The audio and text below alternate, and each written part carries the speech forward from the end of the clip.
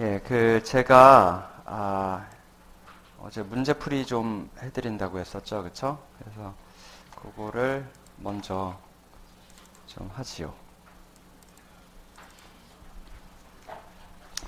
저 이거를 뭐 보셨는지 모르겠지만 보셨다는 가정하에 빨리 답을 말씀을 드리겠습니다. 풀이를. 자, 첫 번째 문제. LC 오실레이터는 리니어 타임 인베리언트 시스템이다. 만약에 인풋 아웃풋이 볼테지 또는 커런트라고 가정을 했을 때 답은 true가 되겠죠. 그렇죠? 왜냐면은 LC니까 그렇죠? LTI가 맞죠. 그렇죠? 예. 볼테지하고 커런트로 본다고 했잖아요. 만약에 이거를 제가 커런트가 아니라 뭐 페이즈로 보겠다. 그렇죠? 그러면 이제 얘기가 달라지죠. 그때는 LTV 또는 사실 리니어하지도 않은데 아무튼 페이즈로 본다면 LC 오실레이터가 LTI가 아닌데 지금 여기서는 인풋 아웃풋을 볼테지 또는 커런트로 본다고 했으니까 LTI가 맞죠. 다음에 차지 펌프 PLL은 스테이블하다. 만약에 페이즈 마진이 0보다 크면 스테이블하다. 이거는 답이 뭐예요? 답이 false가 되겠죠. 왜냐하면 차지 펌프 PLL에서는 S 도메인에서 페이즈 마진이 0보다 크냐 작냐 또 봐야 되지만 추가로 모두 봐야 돼요. 밴드위스가 레퍼런스의 10분의 1보다 작은지 또 같이 따져봐야 되죠. 그렇죠? 그렇기 때문에 단지 페이즈 마진만 보면 되는 게 아니라 디스크리트 타임 시스템에서 오는 컨디션, 즉 밴드위스가 레퍼런스의 10분의 1보다 좀 작아야 된다는 그 컨디션도 동시에 만족을 해야 됩니다. 세 번째 문제, output phase noise of a PLL이 되겠죠. Due to VCO can be reduced by increase. PLL의 output phase noise를 봤을 때 그 중에 이제 VCO로 야기되는 부분은 밴드위스를 키움으로 해서 줄일 수 있다. 그렇죠? VCO가 이렇게 있는데 PLL이 하이패스 필터인데 이 밴드위스를 더 키우면 더 죽일 수 있다. 맞는 얘기죠, 그렇죠? 예. 다음에 PLL이 will fail to log if the VCO가 리니어하지 않으면 PLL은 락을 하지 않을 거다. 사실 이 문제는 약간 문제가 있는데요. 좀 확실하지 않죠. 근데 일단 가정을 VCO가 뭐 이렇다고 합시다. 예, 이렇다고 했을 때 락할 거냐, 락하지 않을 거냐. 사실 락할 수도 있고 락하지 않을 수도 있어요. 락하지 않을 만약에 뭐 제가 원하는 KVCO 커브가 뭐 이렇다. 저희가 이제 컨트롤 볼테지고 여기가 이제 프리퀀시가 되겠죠. VCO 커브가 만약 이렇다고 했을 때 락을 한다고 가정을 했을 때 VCO 커브가 만약에 이랬을 때 락할 거냐. 사실 KVCO가 매 순간 달라지기 때문에 여기는 KVCO가 좀 더 커졌죠. 그렇죠? 커졌기 때문에 페이즈 마진이 줄어들어서 락을 안 할 가능성도 있습니다. 그러나 만약에 이 모든 구간에서 페이즈 마진이 문제가 없다라고 치면 락을 하는데 전혀 문제가 안 됩니다. 그래서 이거는 뭐 true일 수도 있고 false일 수도 있는데 일반적인 경우에는 그러니까 설계를 처음에 KVCO가 좀 변하더라도 페이즈 마진이 충분하도록 보통 설계를 하죠. 그렇기 때문에 일반적으로 크게 문제가 되지 않습니다. 다섯 번째 문제는 사실 제가 어제 설명을 안 드렸어요. 그래서 안 드려서 이거를 사실 이해하시기가 좀 쉽지 않을 것 같고요. 6번을 먼저 봅시다. thermal noise가 only source of noise일 때, thermal noise만 노이즈 원일 때, phase noise power of an oscillator is infinity. 오실레이터의 페이즈 노이즈 파워는 무한대다. 사실 일단 답은 true라고 봐야 되고요. 사실 요 문장이 맞기 때문에. 근데 이게 사실 thermal noise 그쵸? thermal noise 파워도 사실은 서멀 노이즈 파워가 이렇게 되는 거잖아요. 그죠? 예. 요게 한번 인테그레이션 돼서 페이스 노이즈로 나타나는 거죠. 그쵸? 예. 여기 밑에 면적은 발산하죠. 그쵸? 먼대로. 예, 5번 다시 가겠습니다. 5번.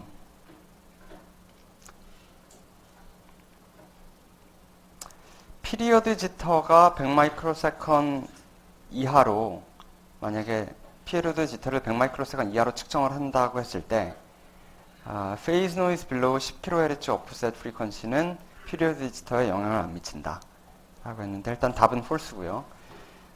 이거를 제가 짧은 시간에 설명드릴 수 있을지 모르겠네요. 일단 이거 설명드리기 전에 일단 지터하고 페이스 노이즈 관계를 어제 설명을 드렸는데, 어제 제가 짧게 설명드려서 이 부분을 좀 빨리 지나간 것 같아요. 기본적으로 지터 있잖아요. 지터의 스탠다드 디비에이션이 아니라 매 순간 그 지터, 그렇죠? 매 클락 엣지마다 지터를 우리가 계산할 수 있잖아요. 뭐 요때는 지터가 얼마나 오고, 요때는 사실 얼마나 오고, 뭐 요때는 실제로 얼마나 오고, 그렇죠? 요 매 샘플들을 FFT 한 게 결국은 페이스 노이즈라고 볼 수 있습니다. 그거 스펙트럼을 본 게, 그렇죠? 예. 그리고 이때 지터는, 이제 제가 말씀드리는 지터는 absolute 지터예요. 엣지 지터. 절대적인 그 시간과의 이 차이. 근데 여기서는 피리오드 지터를 물었거든요, 지금. 그렇죠? 예, 피리오드 지터는 앱솔루트 지터하고 무슨 상관계가 있죠? 피리오드 지터는 단순히 요 엣지하고 요 엣지 사이의 간격, 요 피리어드가 내가 원하는 피리어드하고 얼마나 차이가 나느냐, 그거를 묻는 거죠. 그렇죠? 그러니까 앱솔루트 지터 입장에서 보면은, 그러니까 피리어드 지터는 앱솔루트 지터로 표현을 한다면 앱솔루트 지터를 한번 미분한 거가 되겠죠. 그렇죠? 일시당초 정의가 뭐예요? t 또는 타우 p는 요거 빼기 요거가 되잖아요. 그렇죠? 그러니까 한번 미분한 게 되죠. 그렇죠? 예. 그러니까 무슨 얘기냐 하면은 페이스 노이즈가 이렇게 나온다면, 그렇죠? 만약에 내가 피리오드 지터를 알고 싶다, 피리오드 지터의 파워 스펙트럴 덴시티를 알고 싶다 하면은 얘를 한번 미분한 게 되겠죠. 그렇죠? 얘를 한번 미분한 거 되니까 결국 다시는 화이트하게 나오는 거죠. 그러니까 서멀 노이즈, 그러니까 피리오드 지터의 파워 스펙트럴 덴시티는 우리가 본다면 다시 화이트하게 나옵니다. 시계로 다시 그 example을 들으면, 이게 뭐 시계가 뭐 지금 뭐 9시, 뭐 10시를 가르치는데 뭐 10시 5분, 예, 초침이 막 지나가죠. 예, 초침이 지나가는데 제가 만약에 초침을 딱 건드려요. 지금 이 순간. 그래서 초침이 한 10초 정도 빨라졌어요. 그럼 그 10초 빨라진 초침은 영원히 10초 그러니까 그 시계는 영원히 10초 빠른 거잖아요. 그렇죠? 그러니까 거기서 제가 노이즈를 어떤 순간 넣었는데 그게 누적이, 그러니까 적분이 됐다고 해야 되나? 어큐뮬레이션이 돼서 계속 살아있는 거죠. 그렇죠? 근데 그렇다고 해서 초침이 지나가는 그 주기 1초마다 이렇게 탁탁탁탁 움직이는데 그 주기가 바뀝니까? 안 바뀝니까? 그 주기는 바뀌지 않죠. 그렇죠? 그러니까 그 피리어드 지터 입장에서 봤을 때는 제가 아까 조금 전에 넣었던 그 노이즈, 10초를 밀었던 그 노이즈, 그게 피리어드 지터 입장에서는 사라진 거죠, 지금. 없는 거예요, 그거. 그렇죠? 그러니까 다시 얘기해서 한번 미분이 된 거죠. 앱솔루트 지터 입장에서는 미분이 된 거고, 그렇죠? 아니면 쉽게 생각하면은 그냥 노이즈가 그 순간에 들어가고 그걸로 끝이다 라고 생각해도 돼요, 피리어드 지터는. 아무튼 피리어드 지터는 그렇게 생각하시면 될 것 같고요. 그래서 여기 질문은 사실 그거보다 조금 더 심각한 질문인데, 그럼 내가 피리어드 지터를 100 마이크로세컨 이내로 측정을 할 경우, 자, 피리어드 지터를 측정할 경우 그게 결국 피리어드 지터도 페이스 노이즈로부터 다시 우리가 연관을 시킬 수 있을 텐데, 페이스 노이즈가 만약 이렇게 나왔다. 여기가 뭐 여기서부터 여기까지, 여기가 만약 100kH다. 100kHz, 10kH 참. 10kH는 100 마이크로세컨 분의 1이죠. 그쵸? 10kHz 이상을 적분한 것만 피리어드 지터에 영향을 미치냐? 라는 게 이거 질문이에요, 결국. 내가 피리어드 지터의 페이스 노이즈를 봤을 때 이 페이스 노이즈에서 100 마이크로세컨 이내의 필요 디지터에 영향을 미치는 부분이 도대체 어느 부분이냐 라고 했을 때 그냥 상식적으로 생각하면 당연히 10kHz 이상 1/100 마이크로세컨 이상 되는 부분이 내 필요 디지터에 영향을 미치겠지 라고 생각할 수 있는데 실제로는 이 모든 구간이 다 영향을 미친다 라는 게 답이고요. 왜 그러냐? 그거는 각자 좀 생각을 해보시기 바랍니다. 시간이 너무 하고 두 번째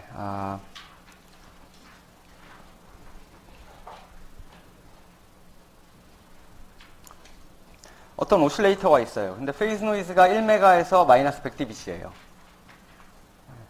근데 스펙이 예를 들면 스펙이 마이너스 110dB예요. 퍼헤르츠 빼졌죠 지금 퍼헤르츠 1메가.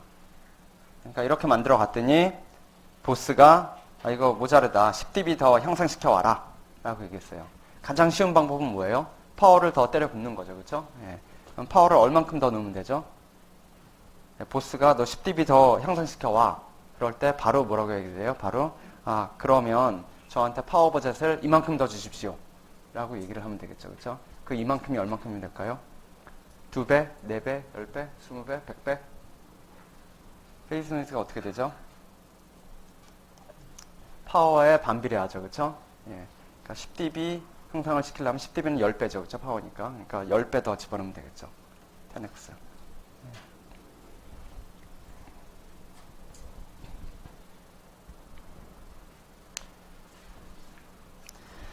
자, 두 번째 질문은 꼼수를 쓴 거예요. 꼼수를. 만약에 다음과 같이 오실레이터가 이렇게 있는데 얘가 아웃풋이 뭐 Fout이라고 치면 여기 아웃풋은 Fout 나누기 2가 될 텐데 그렇죠? 2가 될 텐데 얘 페이스 노이즈는 얘보다 얼만큼 더 좋아지냐 라는 게 두 번째 질문입니다. If you play divide by 2 after 오실레이터 다음에 divide by 2를 넣으면 그 페이스 노이즈가 아웃풋 오브 더 디바이더에서 얼만큼 더 어떻게 되냐, 얼만큼 더 좋아지냐 또는 나빠지냐. 일단 프리퀀시가 이거 다시 이걸 보면 이거 어떻게 돼요? 페이스 노이즈가 요거에 이렇게 오실레이션 프리퀀시가 증가하면 그거의 제곱에 비례해서 페이스 노이즈도 증가했죠. 그렇죠? 예. 따라서 페이스 노이즈가 프리퀀시가 2배가 되면 페이즈 노이즈는 얼만큼 더 나빠져요? 6dB가 나빠지겠죠. 그렇죠? 프리퀀시가 반이 되면 6dB가 더 좋아지겠죠. 그렇죠? 예. 파워니까 10로그를 취하잖아요. 그렇죠? 10로그니까 그렇죠? 2배면 3dB고 뭐예요? 2배의 제곱이면 6dB가 되겠죠. 아무튼 그거를 사용하면 divide by 2를 넣었더니 페이스 노이즈가 6dB씩 좋아지네. 그러면은 VCO 대충 설계한 다음에 divide by 2를 막 달면 페이스 노이즈가 좋아지는 거 아닙니까? 라고 얘기할 수 있겠죠. 그렇죠? 그래서 이제 세 번째 질문이 그겁니다. 오실레이터하고 디바이더를 하나의 큰 오실레이터로 볼 수도 있겠죠. 그렇죠? 예. 만약에 그렇다면 이놈하고 애시당초 F0 over 2가 나오는 오실레이터랑 비교를 했을 때 이렇게 설계하는 게 혹시 FOM이 더 좋아지는 건 아닌가? 라는 게 세 번째 질문입니다. 답은 FOM은 더 좋아질 수 없다가 답이에요. FOM은 이런 식으로 꼼수를 부려도 FOM이 좋아지지는 않습니다. 왜냐하면 기본적으로 여기서 페이스 노이즈가 더 좋아지긴 했는데 프리퀀시가 반이 되면서 그렇죠? 근데 얘는 프리퀀시가 2배 더 높아야 되잖아요. 그렇죠? 2배 더 높음으로 해서 일단 파워가 그만큼 더 많이 들어요. 프리퀀시가 2배로 더 돌아가니까 같은 페이스 노이즈를 얻기 위해서. 그래서 결과적으로 그 이득이 하나도 없습니다.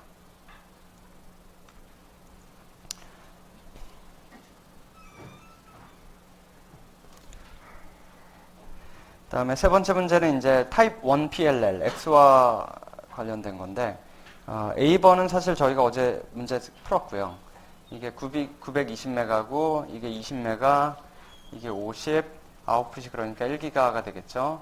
1기가가 되고 따라서 여기가 KVCO가 100메가고 920이니까 80메가가 더 필요하니까 0.8V가 되죠. 그렇죠? 예. 그럼 0.8V에서 0.8V가 필요하다는 거고요. 두 번째 문제는 0.8V를 얻기 위해서 페이즈 디퍼런스가 얼만큼 나야 되냐라는 게 질문입니다. 그 얘기는 뭐냐면 지금 여기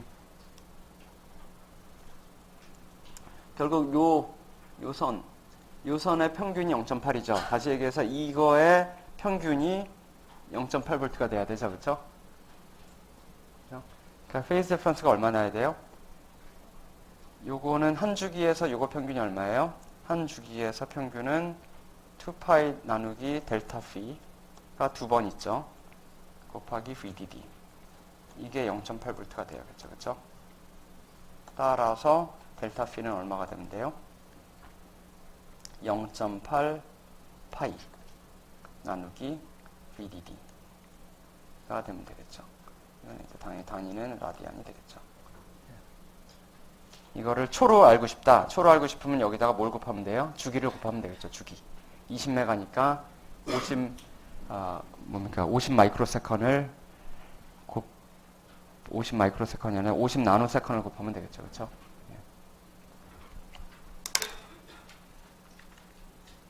예. 일단 여기까지 하시면 될 것 같고요.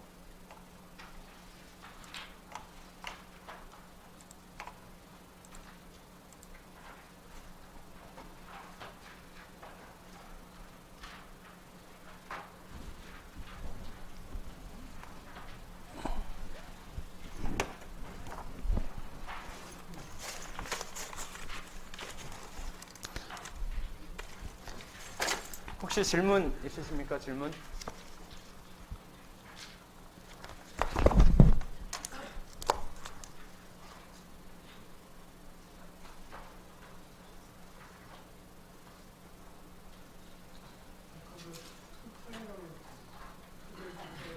예? 예. X화에서 두 번씩 일어나잖아요. 왜냐하면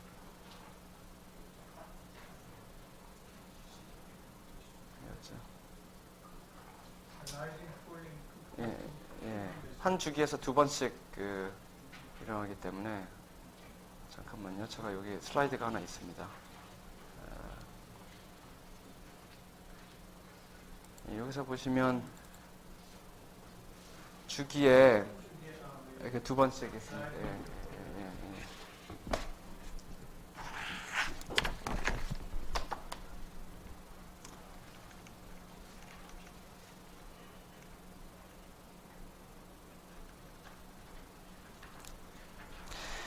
그럼 계속 가겠습니다.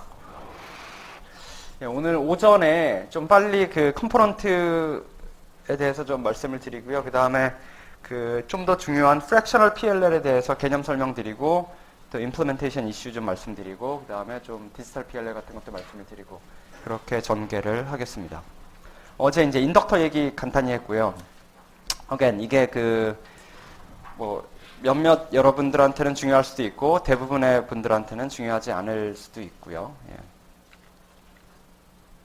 이제 다시 LC 오실레이터로 가면 프리퀀시를 바꿔야 되잖아요. 그렇죠? 프리퀀시를 바꾸는데 결국 프리퀀시는 뭐 이렇게 나타나니까 LC 공신으로 나타나니까 프리퀀시를 바꾸려면 L을 바꾸든지 C를 바꾸든지 둘 중에 하나 바꿔야 되죠. 그렇죠? 근데 어느 게 더 쉬울까요? L 바꾸는 게 쉬워요? C 바꾸는 게 쉬워요? C 바꾸는 게 훨씬 쉽겠죠. 그렇죠? 그래서 C를 보통 바꿉니다. 가끔씩 L을 바꾸는 논문들도 있어요. 거기다 뭐 트랜스포머 사용하고 인덕터 두 개에다가 트랜지스터로 스위치 넣어가지고 인덕터를 갑자기 엄청나게 키운다든지 뭐 이런 게 있는데 스위치 저항이 굉장히 커가지고 Q가 잘 안 나와요. 그래서 캐패시터를 주로 바꾸는데 캐패시터를 바꾸는 캐패시터가 이제 베리어블 캐패시터를 쓰는 거죠. 베리어블 캐패시터를 베렉터라고 일단 부르고요. 베렉터를 형성하는 방식이 크게 두 가지입니다. 다이오드 쓰는 법, 모스를 쓰는 법. 다이오드를 PN정션이 기본적으로 이제 캐패시터였죠. 그렇죠? 그래서 PN정션을 쓸 수도 있는데 PN정션의 문제는 뭐냐면 PN이 포워드 바이어스 되면 안 되잖아요. 그렇죠? 따라서 스윙이 리밋이 돼요. 스윙이 리밋되거나 아니면 컨트롤 볼테이지를 굉장히 이상한 볼테이지로 갖다 넣어야 되든지 그래서 잘 안 쓰여요. 초창기에 조금 쓰이다가 안 쓰이고요. 최근에는 모스 베렉터가 훨씬 더 많이 쓰입니다. MOS를 쓴 베렉터. 근데 그 모스를 쓴 베렉터도 크게 두 종류가 있는데 첫 번째는 그 보통 인버전 모드 베렉터고요. 인버전 모드 베렉터 요게 되겠고요. 보통 그냥 NMOS를 쓰는 겁니다. 또는 PMOS. 주로 NMOS를 쓰게 되겠죠. 그다음에 두 번째는 그 어큐뮬레이션 모드 베렉터예요. 그래서 예전에는 그 베렉터가 PDK에 없었을 때는 사람들이 그냥 인버전 모드 이 베렉터를 그냥 썼어요, 사실. 쓰다가 최근에는 여러분들 그 RF 공정 PDK를 보면 나오는 베렉터는 대부분 다 어큐뮬레이션 모드 베렉터라고 생각하면 돼요. 그래서 두 개 차이가 뭐냐? 두 개 차이가 뭐냐 하면 이름이 얘기하듯이 인버전 모드로 동작하냐 아니면 어큐뮬레이션 모드로 동작하냐 그 차이입니다. 그래서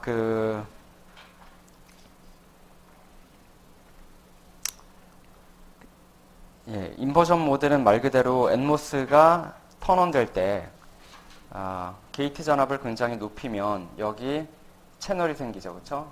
채널이 생길 때 얘를 뭐라고 해요? 인버전 레이어라고 하죠. 그렇죠? 왜냐하면 P- 서브스트레이트에 일렉트론이 모여가지고 N- 또는 거의 N+가 생겼으니까 이걸 인버전 모드라고 하죠. 그렇죠? 그래서 그냥 인버전 모드 베렉터라고 불러요. 그래서 여기 채널이 생기면 어떻게 됩니까? 채널이 생기면 그러니까 게이트 바이어스가 굉장히 높을 때죠. 게이트 바이어스가 굉장히 높을 때는 트레스홀드보다 높을 때는 어떻게 돼요? 캐패시턴스가 여기 있는 패럴렐 플레이트 캡이 다 보이는 거죠. 이 C 옥사이드 캡이 다 보이는 거죠. 그렇죠? 그래서 다 보이다가 어떻게 돼요? 그 다음에 이게 점점 게이트 전압을 낮추면 인버전 레이어가 사라지게 되겠죠. 자, 사라지면서 이제 디플리션 모드로 들어가죠. 자, 디플리션 모드로 들어가면 여기 어떻게 돼요? 이게 사라지면서 여기 디플리션 영역이 생기면서 디플리션 영역은 뭐예요? 또 하나의 캐패시턴스죠. 그렇죠? 그러면서 C 옥스하고 디플리션 사이 디플리션 모드에서의 캡이 이제 또 직렬로 보입니다. 직렬로 이렇게. 이게 이제 디플리션이라고 가정하면 이 파란색이. 그러면 직렬로 보니까 캡이 굉장히 작아 보여요. 그럼. 그래서 거의 한번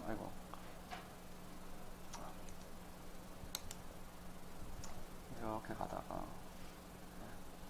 거의 밑에를 한번 찍고, 그렇죠? 찍고 디플리션도 아니면 사실 요 캡이 다시 또 증가하기 시작합니다.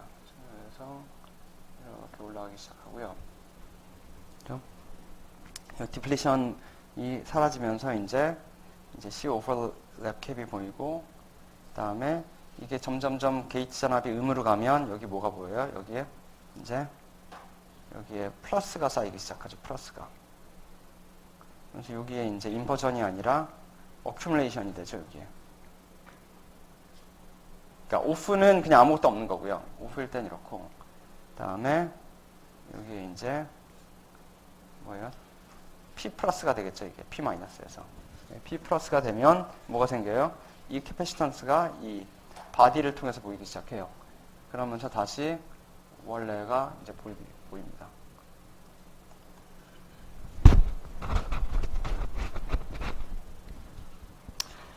그래서 이 커브가 이제 나오는 거고요.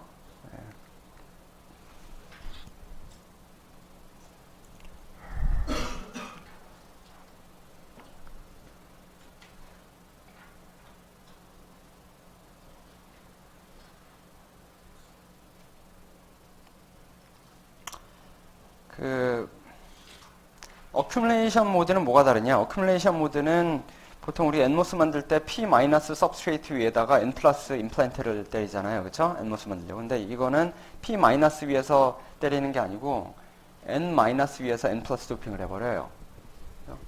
그러니까 사실 여기서는 홀이 있을 수가 없겠죠. 그렇죠? 홀이 거의 존재하지 않죠. 그러니까 모드가 딱 두 가지밖에 없습니다. 어큐뮬레이션 모드. 그러니까 여기서 게이트 전압을 높이면 어떻게 돼요? 그러면은 여기가 점점 일렉트론이 모여서 여기가 N+로 이제 변하겠죠. 그렇죠? N+로 변하면 여기 채널이 생김으로 해서 어떻게 돼요? 이 옥사이드 캡이 이제 다 보이는 거죠. 그렇죠? 그래서 게이트 전압이 높으면 이게 다 보이고요. 그 다음에 꺼지면 어떻게 되죠? 점점 꺼지면 이게 사라지면 사라질수록 여기 채널이 없으니까 이게 점점 낮아집니다. 낮으면서 이렇게 그냥 계속 가는 거예요. 이렇게.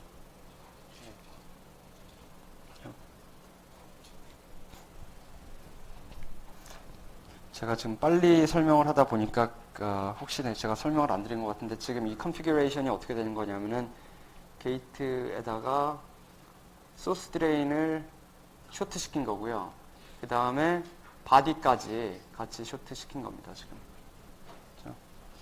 얘하고 지금 굳이 바디는 쇼트 굳이 안 시켜도 되는데 일단 쇼트 시킨 거를 제가 지금 그린 겁니다.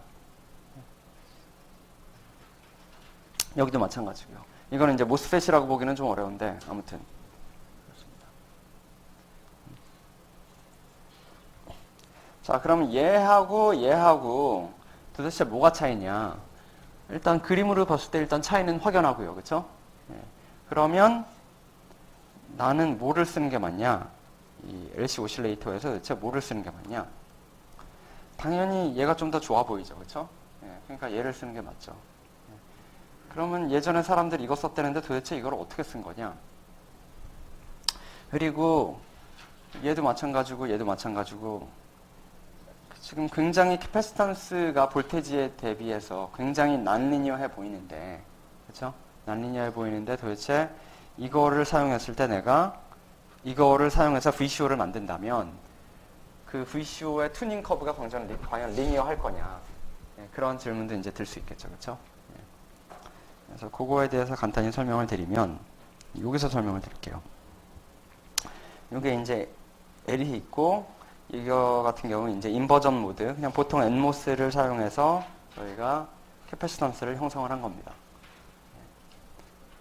그래서 어떤 일이 일어나느냐? 여기서 보이는 이펙티브, 얘의 이펙티브 C는 얼마일까요? VC가 예를 들면 뭐 0V다 라고 하면 소스 드레인 볼테지가 0이다 하면 아까 커브가 이렇게 생겼었죠. 이렇게 생겼는데 VC가 0이니까 캐패시턴스는 이거다 라고 얘기할 수 있습니까? 다른 얘기죠. 그렇죠? 지금 VC가 0인 거하고 여기는 X축이 뭐예요? VGS죠. 그렇죠? VGS는 이 전압하고의 사이가 VGS가 되겠죠. 그렇죠? 그럼 V 게이트 볼테지를 알아야겠네요. 자, 게이트 볼테지는 뭐죠? 여기서 게이트 볼테지는 지금 DC 전압이 아니죠. 게이트 볼테지는 뭐예요? 거의 VDD에서 0까지 왔다 갔다 하는 굉장히 높은, 그렇죠? 이게 게이트 볼테지죠, 지금. 그렇죠? 그러니까 어때요? 지금 여기서부터 여기까지 한 주기로 봤을 때 한 주기 내에서도 일단 게이트 전압이 뭐 엄청나게 바뀌잖아요, 지금. 그렇죠? 그러니까 여기서 보면 만약에 소스 전압이 0이라고 본다면, 그러니까 컨트롤 볼테지가 0이라고 본다면 지금 어떻게 바뀌는 거예요? 여기서는 게이트 전압이 VGS가 이렇게 바뀌는 거죠, 지금. 그렇죠? 한 주기에서 본다면 이 한 주기에서 봤을 때 제가 보이는 캐패시턴스는 뭐죠? 여기서부터 여기까지를 왔다 갔다 하는, 여기서부터 여기까지를 왔다가 가는 거죠. 그렇죠?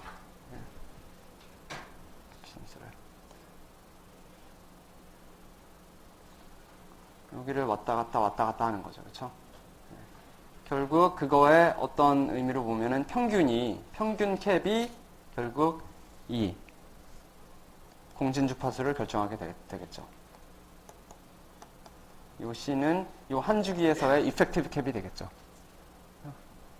제가 만약에 컨트롤 볼테지를 좀 올린다 또는 낮춘다 하면 어떻게 될까요? 이게 이제 시프트 하는 거죠. 자, 어떻게 시프트해요? 예를 들면 뭐 이렇게 시프트 할 수 있겠죠. 그렇죠? 그러면 캡이 아까 여기서부터 여기까지의 평균이었는데 이게 이쪽으로 시프트를 해버리면 지금은 예를 들면 여기서부터 여기까지의 평균이 되겠죠. 그렇죠? 그럼 아까보다 캡이 조금 더 증가했네요. 그렇죠? 이쪽으로 가면 갈수록 어떻게 돼요? 평균 캡이 더 증가하게 되겠죠. 그렇죠? 예. 그리고 얘가 어차피 이펙티브하게 평균이 되는 거니까 아무리 이렇게 난리니어 하더라도 결과적으로 어떻게 될까요? 튜닝 커브를 보면 튜닝 커브를 보면 아무리 이 캐패시턴스 커브가 난리니어 하더라도 꽤 리니어하게 나오겠죠. 그렇죠? 이게 평균이 여기서부터 여기까지가 평균되고 그 다음 평균되고 평균되고 이렇게 해야 되니까 그렇죠? 네. 그래서 이게 LCVCO 튜닝 커브를 보면 대략적으로 굉장히 리니어가 이런 식으로 나옵니다. 네, 리니어하게.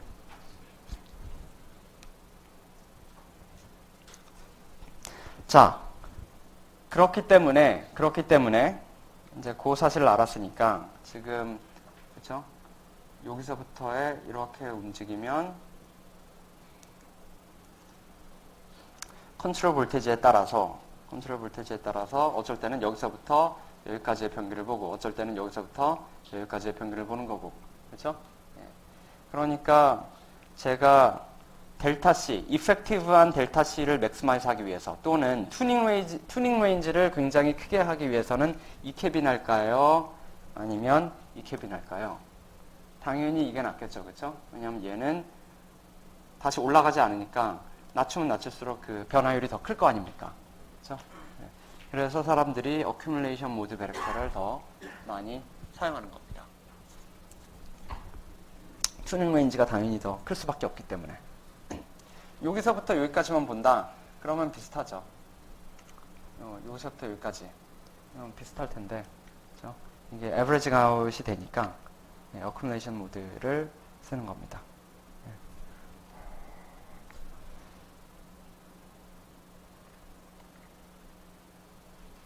자, 여기까지가 이제 LCVCO가 되겠고요.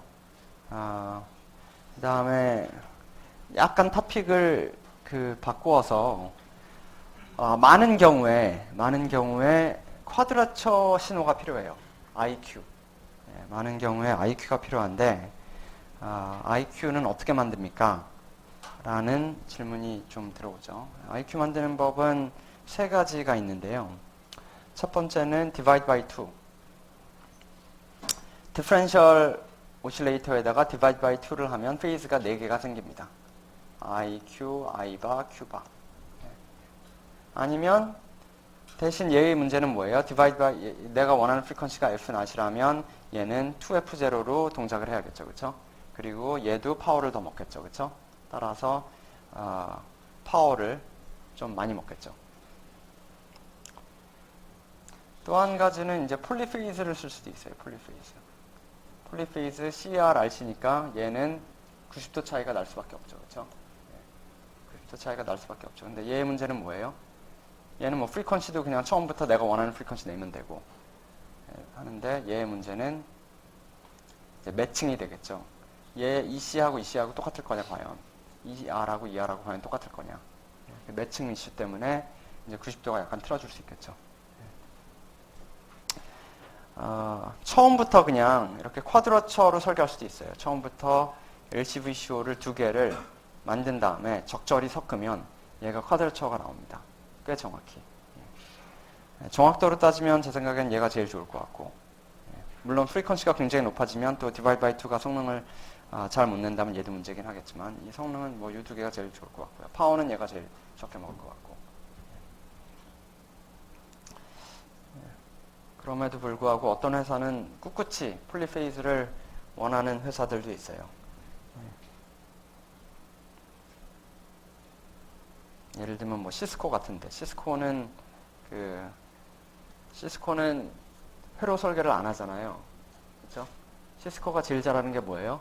시스코가 제일 잘하는 게 지금 시스코는 아직도 거의 넘버원 커넥티비티 컴퍼니잖아요. 그렇죠? 시스코가 제일 잘하는 게 시스템 디자인을 잘하고 그 다음에 하청업체들 관리를 굉장히 잘해요.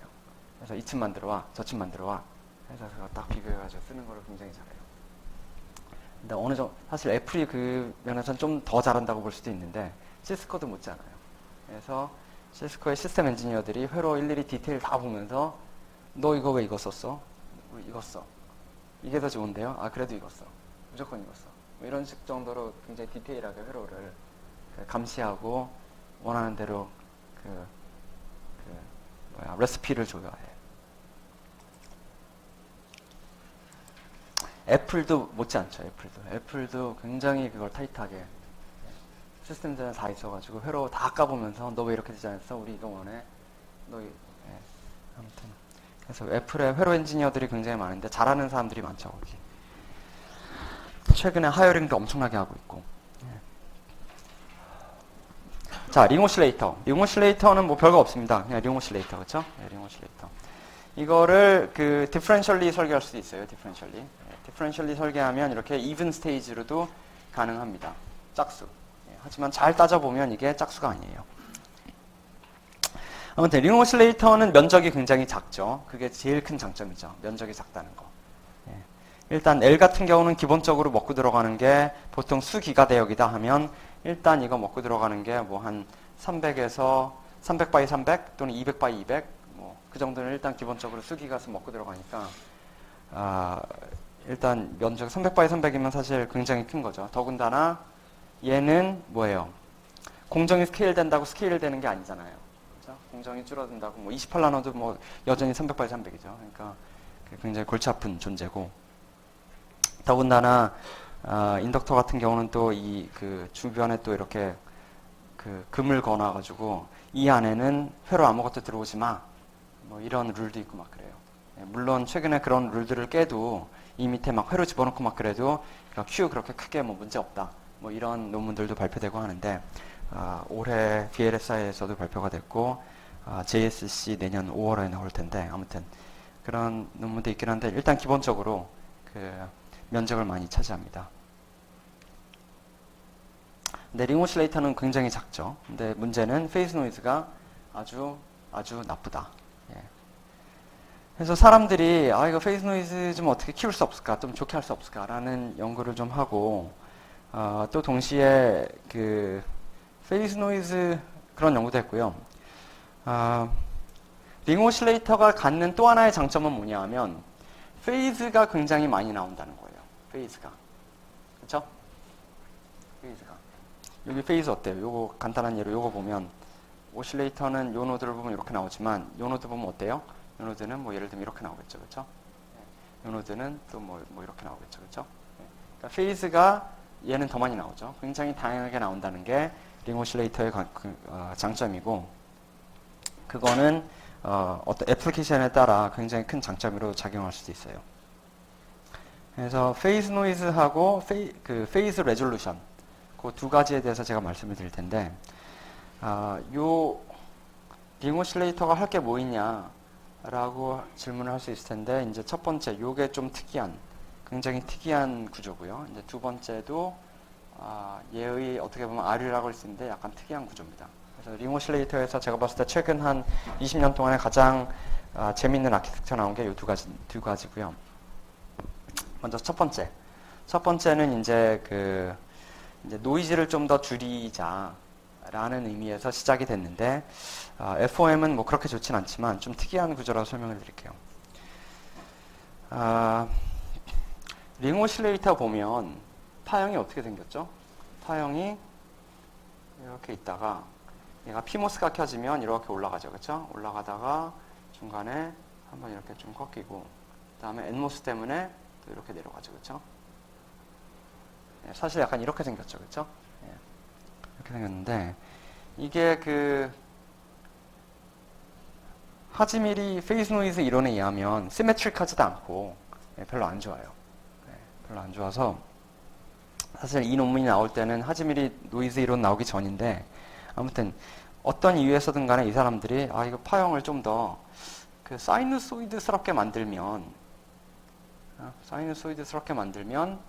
좀 페이스 노이즈가 좀 더 좋아지지 않을까 그런 생각을 굉장히 막연하게 하지 않았을까 하고 제가 그냥 추측을 했어요.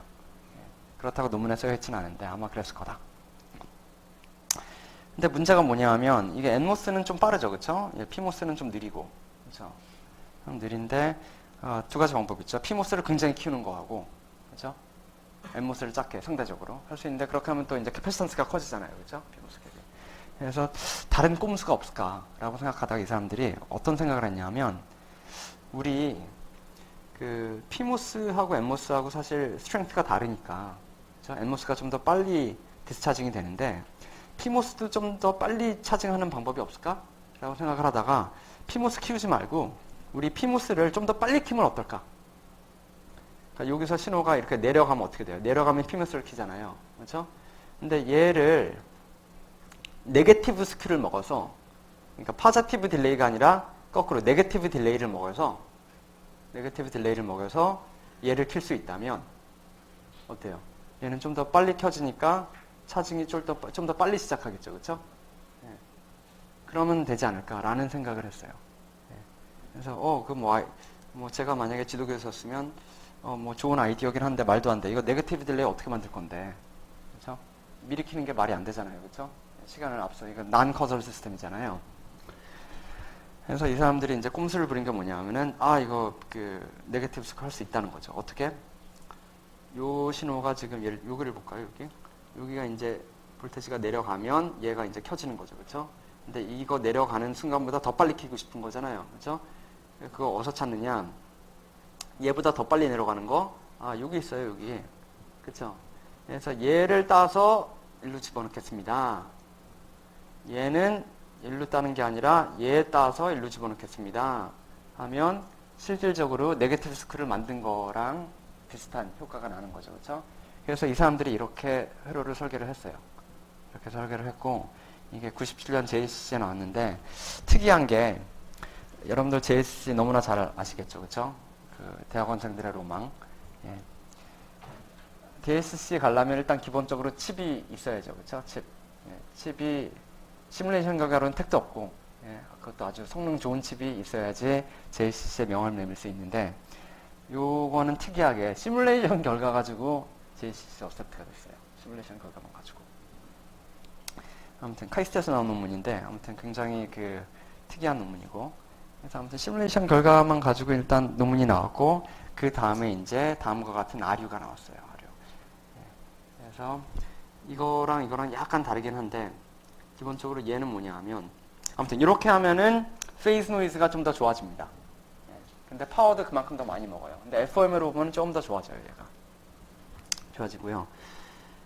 얘는 당연히 얘랑 동시에 켜 있는 시간이 있으니까 숏서킷 커런트가 굉장히 크겠죠. 그렇죠? 예. 그래서 이제 파워를 좀 더 많이 먹고, 그러니까 얘도 결과적으로 얘랑 비슷한 건데 물론 해석은 그렇게 안 했지만 따지고 보면 비슷한 거예요. 얘는 보면 링 오실레이터가 이렇게 있고, 그렇죠?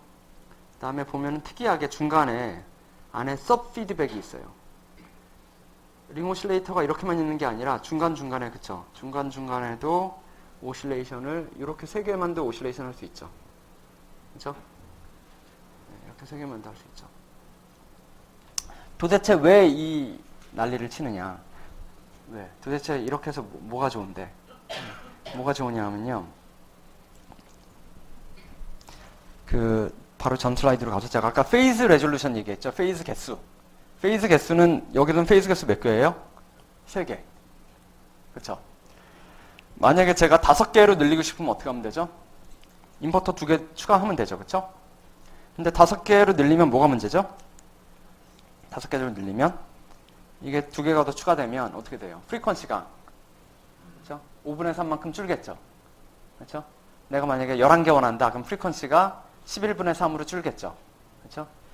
인버터를 추가하는 건 좋은데 페이즈 개수 더 얻으려고 인버터를 추가하는 건 좋은데 인버터를 추가할 때마다 어떻게 돼요? 페이즈 개수는 프리퀀시는 줄어들죠. 그렇죠? 예. 그거를 원치 않을 때도 있단 말이에요. 근데 어쩔 수 없이 이런 링 오실레이터에서는 프리퀀시는 당연히 그 넘버 오브 인버터에 반비례하고 페이즈 수는 인버터 개수에 비례할 수밖에 없잖아요. 그렇죠? 어쩔 수 없는 거죠. 그렇죠? 얘도 마찬가지고. 그 트레이드-오프 또는 이 관계식을 깨부신 게 바로 이 회로입니다. 이 회로에서는 특이하게도 프리퀀시는 요 3개에 의해서 결정되고요. 그다음에 페이즈 개수는 얘로 결정돼요. 하나, 둘, 셋, 넷, 다섯, 여섯, 일곱, 여덟. 그러니까 프리퀀시하고 페이즈 개수를 디커플 시켜버렸어요. 이 회로에서. 그래서 굉장히 특이한 회로다.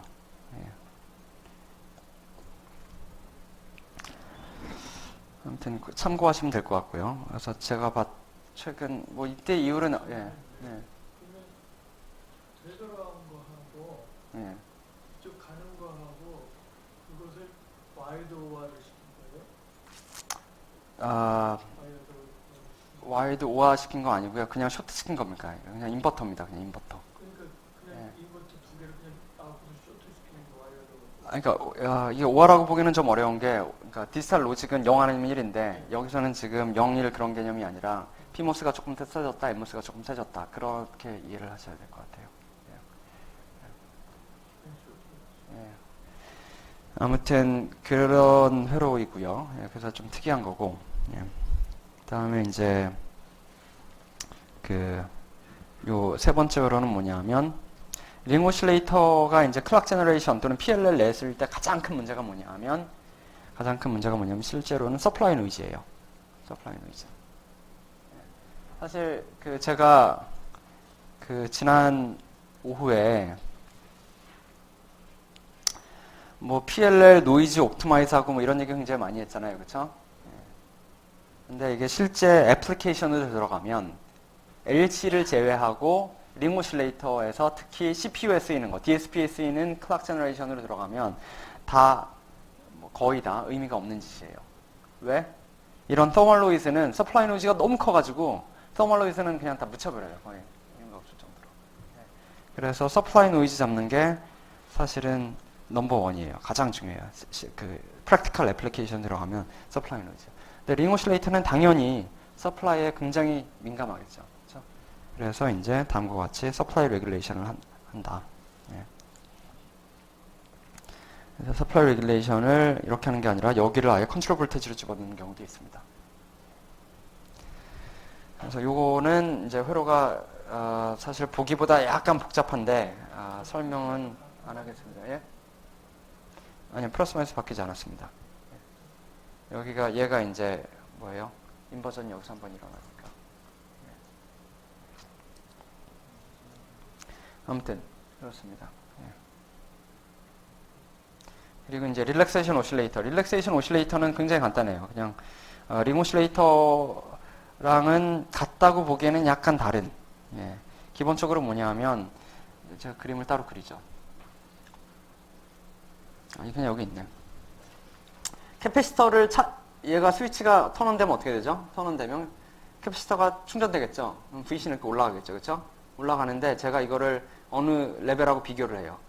그래서 어느 레벨하고 딱 트레스홀드를 지나면 제가 얘를 끄고 얘를 킵니다. 얘를 키면 어떻게 되죠? 다시 내려가죠, 이렇게, 그렇죠? 내려가면 트레스홀드 밑으로 다시 내려왔잖아요. 내려왔으니까 다시 얘가 켜지죠. 얘가 켜지면 다시 올라가고. 그냥 굉장히 간단한 개념이에요. 그래서 차징하는 거랑 디스차징하는 패스가 있고 컴패레터로 얘를 차징시킬지 디스차징시킬지 결정하는 그런 거를 릴렉세이션 오실레이터라고 부릅니다. 예, 마지막으로 오실레이터 세 가지 얘기를 드렸고, 아무래도 이제 학생분들이 많으니까 논문 쪽으로 여러분들이 조금 연구할 수 있는 오실레이터에 대해서 조금 말씀을 드리겠습니다.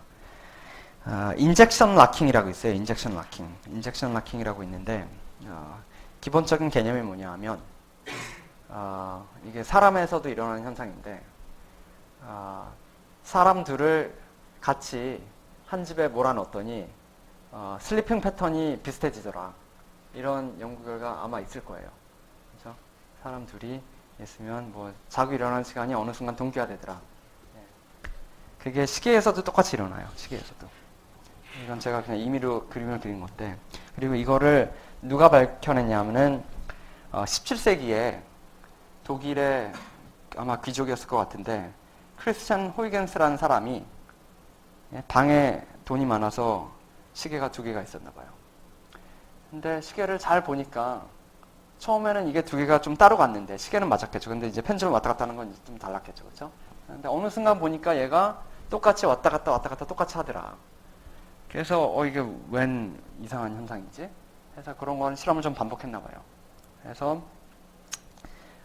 그거를 이제 보고를 했대요. 그 당시에 뭐 로열 소사이티에 뭐 이런 리절트를 이렇게 하니까 펜줄럼 클락을 넥스트 이치 하더로 놓으니까 싱크로나이즈가 되더라. 그래서 이거 자체가 싱크로나이즈 됐다는 얘기는 뭐예요? 페이즈가 싱크로나이즈 됐다는 거예요, 지금. 그렇죠? 어떤 현상에 의해서. 그래서 잘 모르겠는데 잘 모르니까 그냥 odd kind of sympathy, 이상한 현상이라고 그냥 부르자라고 하고 그냥 잊혀진 것 같아요, 제 생각에는. 예. 그러다가 1946년에 사실 이 인젝션 락킹은 이전에도 사실은 논문이 발표가 됐었는데 애들러라는 사람이 오실레이터의 락킹 피노미나에 대해서 보고를 한 바 있어요. 이제 이 당시에는 저도 이 당시에 잘 모르지만 이 당시에도 오실레이터는 당연히 있었고 오실레이터 두 개를 근처로 가져갔더니 두 개 오실레이터가 서로 락을 하더라. PLL 같은 룹이 없음에도 불구하고 페이즈가 락을 하더라. 이런 현상을 이 사람이 특히 밝혀낸 건 아니고 이전부터 사람들이 많이 있었는데 이 사람이 좀 정리를 했어요. 정리를 했고.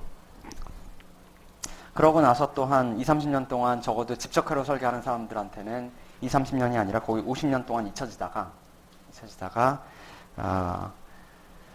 한 탐리가 스탠포드에 있는 탐리 교수가 그분 취미가 뭐냐면은 100년 된 논문 읽기가 취미예요, 그분.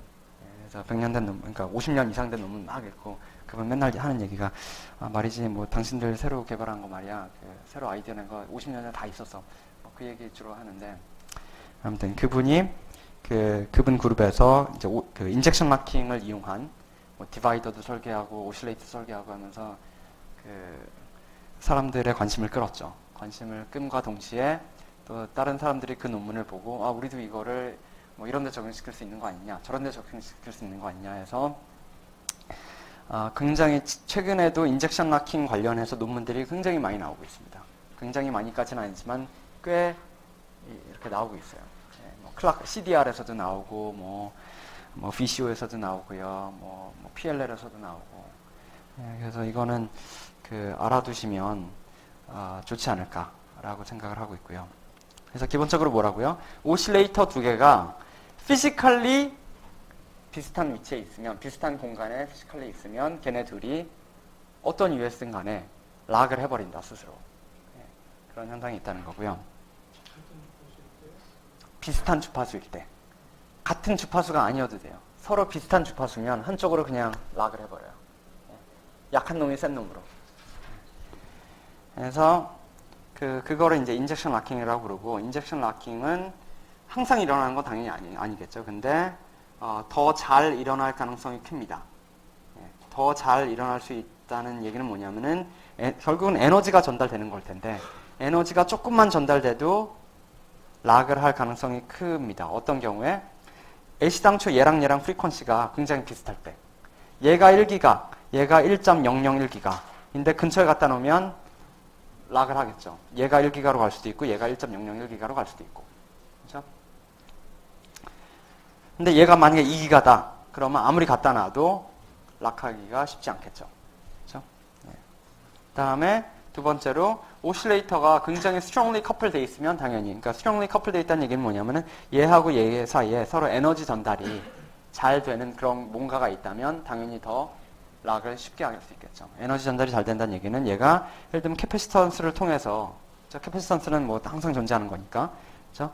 캐패시턴스가 이렇게 그냥 공기 중에 있는 게 아니라 피지컬리 그냥 캐패시턴스를 단다든지 서플라이를 공유한다든지 예를 들면, 그러면 에너지 전달이 서로 더 쉽겠죠. 따라서 락킹이 더 잘 되겠죠. 그리고 락킹이 되면 어떤 현상이 생기냐? 프리퀀시 두 개가 같아지고요. 페이즈조차도 같아집니다. 페이즈조차도 같아지는데요. 죄송합니다. 페이즈조차도 이거는 같아질 수도 있고 같아지지 않을 수도 있어요. 이거는 퀘스천 마크로 해놓을게요. 같아질 수도 있고 같아지지 않을 수도 있고. 이거는 이니셜 컨디션에 따라 다릅니다. 이니셜 컨디션에 따라. 그래서 여기 그래프는 뭐냐면 델타 F는 뭐냐면 오실레이터 두 개 사이의 프리퀀시 디퍼런스 F1하고 F2라고 했을 때 F1하고 F2의 프리퀀시 차. 그 Y축은 뭐냐면 P민으로 일단 하죠. P민은 뭐냐면 제가 얘 둘 사이의 파워를, 그렇죠? 얼만큼 커플 시켜야 되는 그 미니멈 양, 무슨 얘기냐면 제가 예를 들면 오실레이터 하나가 있다. 얘가 1기가 있어요. 근데 외부에서 1.2GHz짜리의 오실레이터가 있는데 그러니까 이 프리퀀시를 1.2로 바꾸고 싶을 때 에너지를 엄청나게 때려 부으면 될 거 아닙니까? 그렇죠? 얼마나 에너지를 때려 부어야 되는지. 그러니까 얘를 1.2기가로 만들고 싶은 최소한의 에너지 또는 최소한의 파워를 y축에 그리는 거예요. 그러면 델타 F가 0일 때는 어떨까요? 프리퀀시가 처음부터 같을 땐. 그럴 때는 파워를 뭐 공급을 굳이 안 해도 어때요? 공급을 안 해도 락을 잘 하겠죠. 그렇죠? 락을 잘 할 거고. 델타 F가 벌어질수록 제가 때려 부어야 되는 파워가 더 크겠죠. 그렇죠?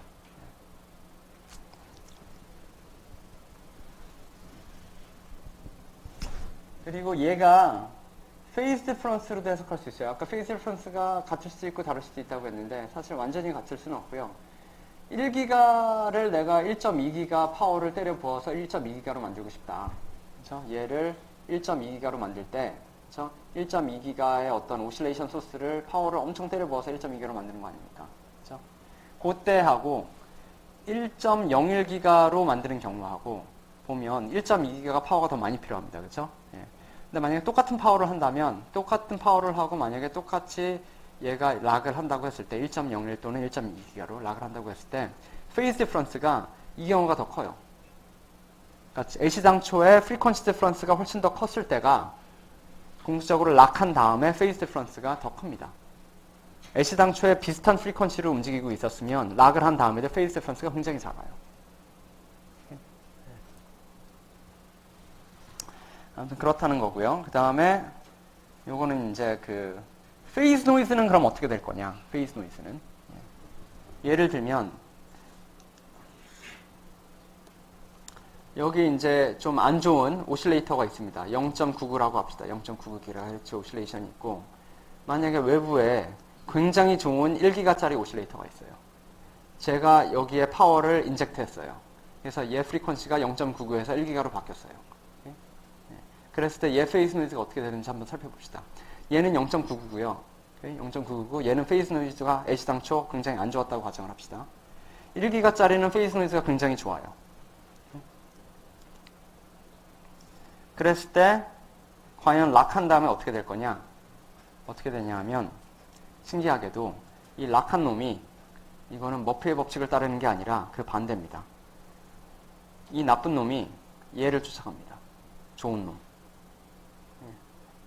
좋은 놈을 쫓아가고 최종적으로 락된 아웃풋은 쫓아가다가 로우 프리퀀시는 쫓아가다가 이제 아웃풋 하이 프리퀀시에서는 이렇게 좀 못 쫓아가요.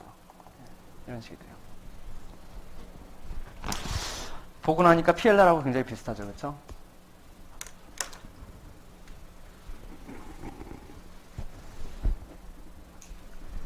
그래서 아무튼 이런 거를 사용할 수 있다.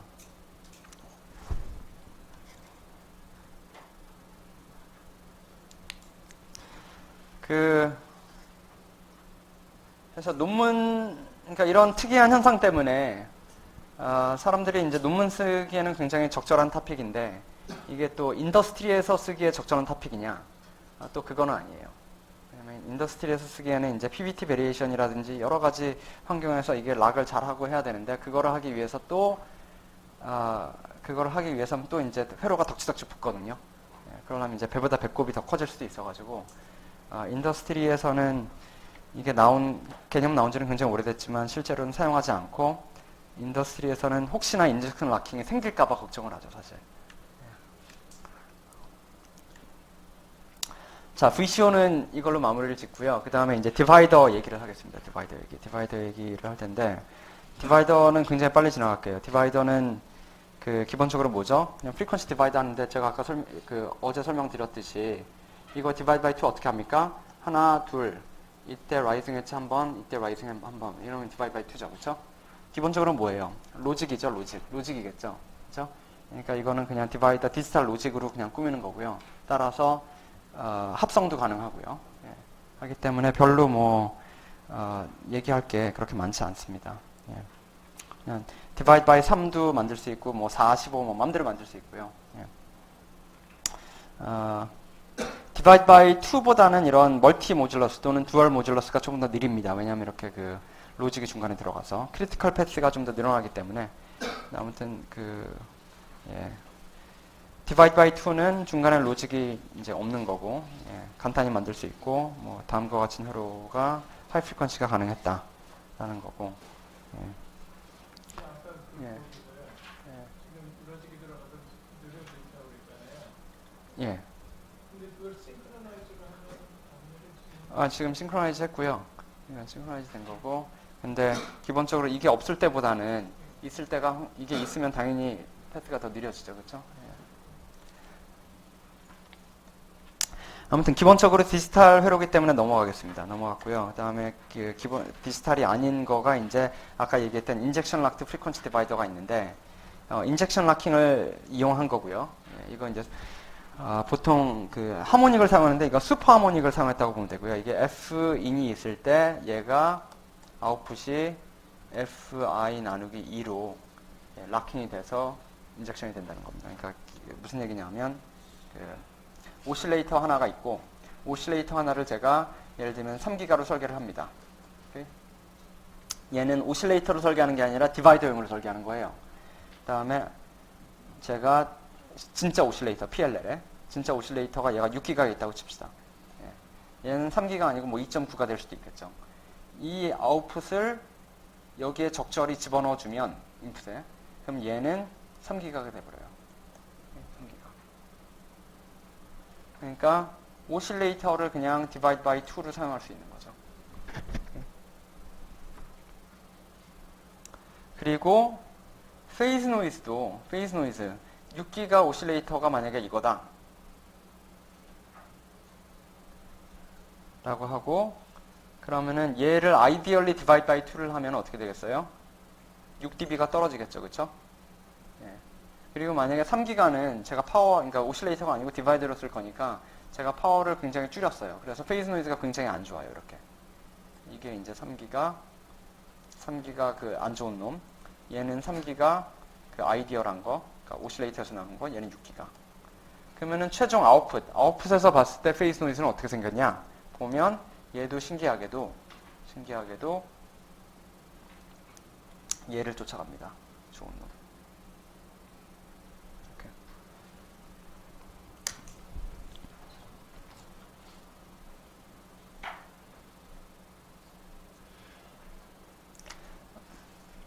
그래서 이게 이제 그 인젝션 락드 프리퀀시 디바이더이고요. 지금 LC 오실레이터처럼 보이긴 하지만 실제로는 LC 오실레이터가 그러니까 오실레이터긴 한데 실제로는 이거 디바이더로 쓰는 거예요.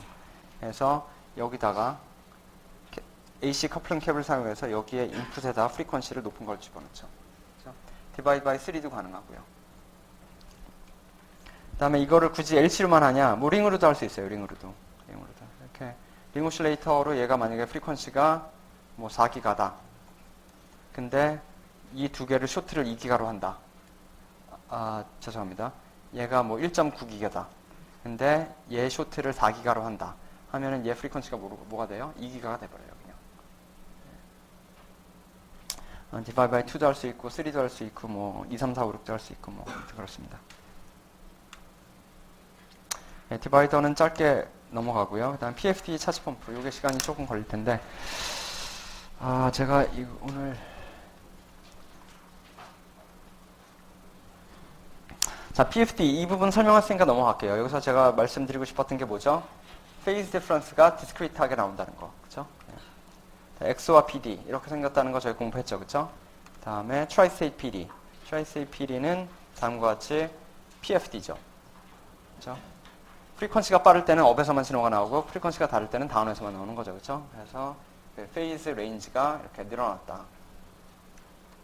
실제로 임플리멘테이션은 어떻게 하느냐? 임플리멘테이션은 다음과 같이 합니다. 그러니까 결과적으로 이 스테이트 다이어그램 있잖아요.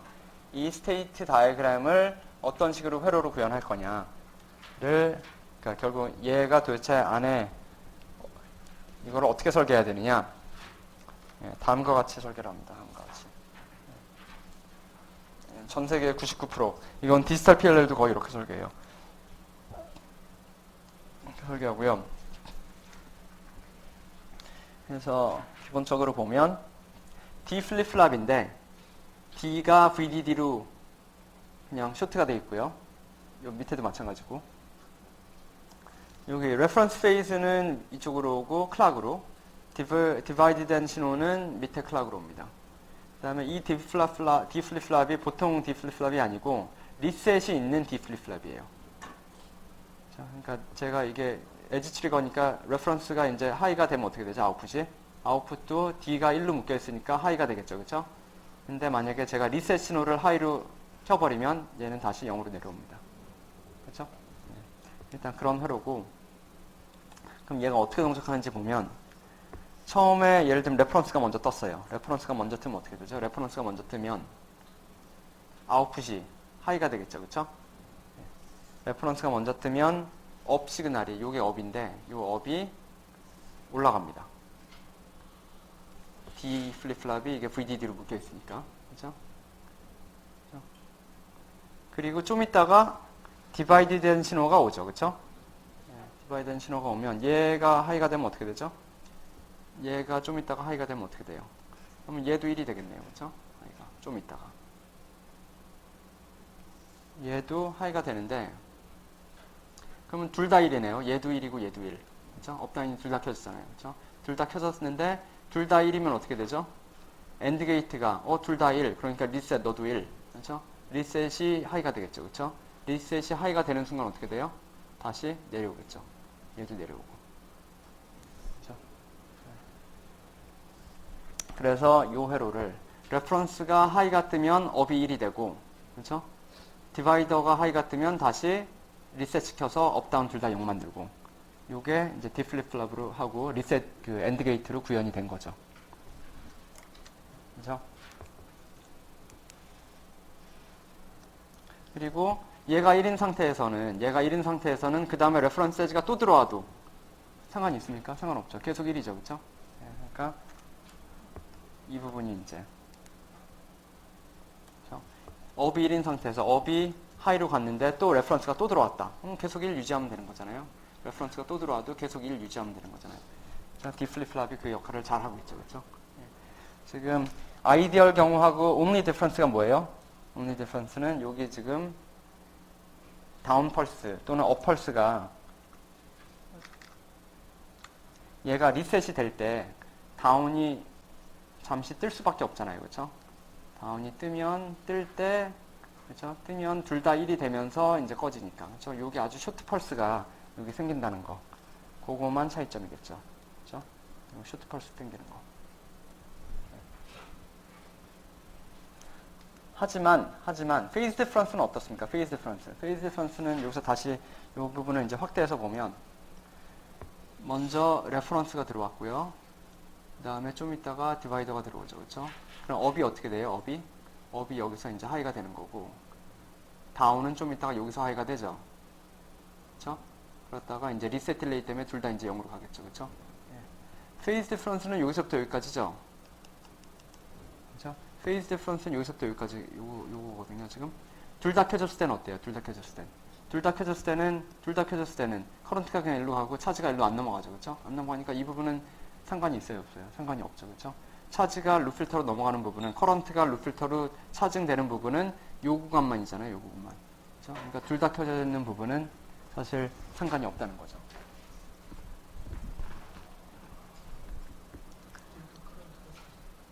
예, 같다는 조건하에. 예. 자, 근데 문제는 뭐냐면, 문제는 실제로 이거를 차지 펌프를 설계하다 보면, 차지 펌프하고 PFD랑 같이 설계를 하다 보면, 항상 회로가 그렇듯이 원치 않는 그런 non-ideal behavior가 생기죠. 그렇죠? 그래서 커런트가 같다는 보장도 없고요. 커런트 같다는 보장이 없기 때문에 사실 델타 P하고 넘어가는 차지의 양을 봤을 때 이게 리니어하지 않고 난리니어할 수도 있고요. 어떤 오프셋이 생길 수도 있습니다. 그 다음에 최악의 경우 데드존이 생길 수도 있어요. 페이즈 디퍼런스가 있는데 차지가 아무것도 안 넘어가는 거예요. 네. 그런 경우도 생겨요. 그래서 이것 때문에 이게 굉장히 뭐 이상하게 생기는 그런 그래서 이제 PLL 성능이 떨어지는 그런 효과가 생기겠죠. 이 세 가지 중에 제일 안 좋은 게 뭘까요? 사실 다 안 좋은데 제일 안 좋은 게 뭘까요? 셋 중에. 제가 아까 최악의 경우 데드존이라고 했죠. 그렇죠? 예. 이게 제일 안 좋습니다. 왜?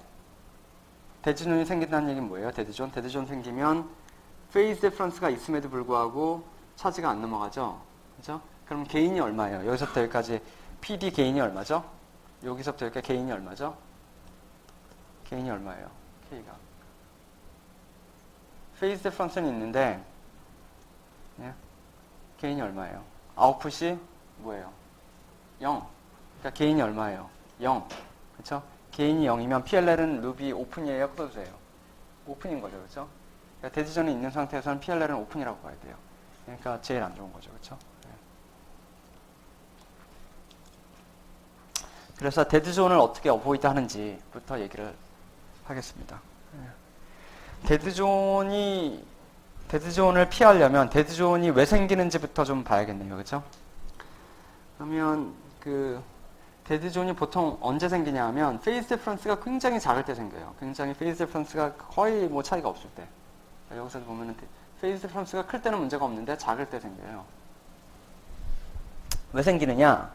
자, 이 경우를 좀 따져봅시다. 페이즈 디퍼런스 굉장히 작죠. 그렇죠? 레퍼런스가 떴어요. 레퍼런스가 뜨면 업이 이제 이게 뜨니까 이제 업도 하이가 되겠죠. 그래서 업이 잘 그릴 수 있을지 모르겠는데 이제 하이로 이제 올라가겠죠. 그렇죠? 네, 올라갈 거고. 근데 올라가는 중간에 뭐예요? 디바이더 엣지도 어떻게 됐어요? 떴어요. 그러니까 얘도 다운도 같이 뜨겠네요. 거의 뭐 진짜 아주 예? 거의 뭐 수십 피코세컨 있다가 이것도 같이 뜨는 거예요, 지금. 그렇죠? 예. 얘 뒤에는 뭐예요? 차지 펌프 스위치가 있죠, 지금.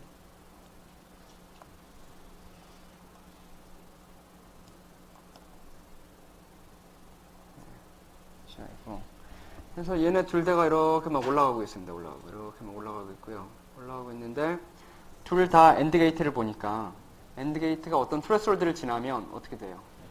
얘가 리셋이 하이가 돼버리죠. 그렇죠? 리셋이 하는데 얘가 트레스홀드가 만약에 여기다. 엔드 게이트 트레스홀드가 여기다.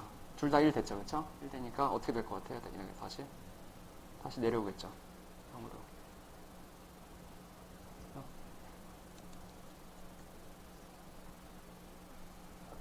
그러니까 원래는 여기까지 이렇게 올라갔어야 되는데 BDD까지 올라갔어야 되는데 어떻게 됐어요?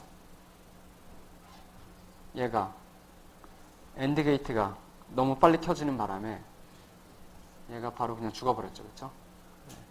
따라서 이 스위치를 제대로 켰어요? 못 켰어요? 스위치를 제대로 못 켰다고요. 지금 엔드 게이트 켰으니까 얘도 제대로 킨 거 아니냐? 아니에요. 얘도 제대로 키지 못했습니다. 얘가 게이트 볼테이지가 충분히 높지 않기 때문에 스위치로 제대로 동작을 못 하겠죠. 그렇죠? 그렇기 때문에 아무튼 데드존이 생기는 거예요. 제가 원하는 차지가 안 들어가요. 최악의 경우 얘가 안 켜진다면 그렇죠? 안 들어가는 거예요. 얘는 시모스 로직이니까 훨씬 더 반응을 잘하겠죠. 그렇죠? 얘는 스위치고. 그래서 아무튼 문제는 이 펄스가 너무 작다는 거죠, 지금. 그럼 어떻게 고치면 될까요? 어떻게? 이 스위치가 충분히 켜질 때까지 좀 시간을 주면 되겠죠, 그렇죠? 그러니까 이 리셋이 너무 빨리 리셋을 했으니까 리셋하기 전에 좀 여유를 주자. 어떻게? 딜레이를 넣자. 그럼 어떻게 되냐면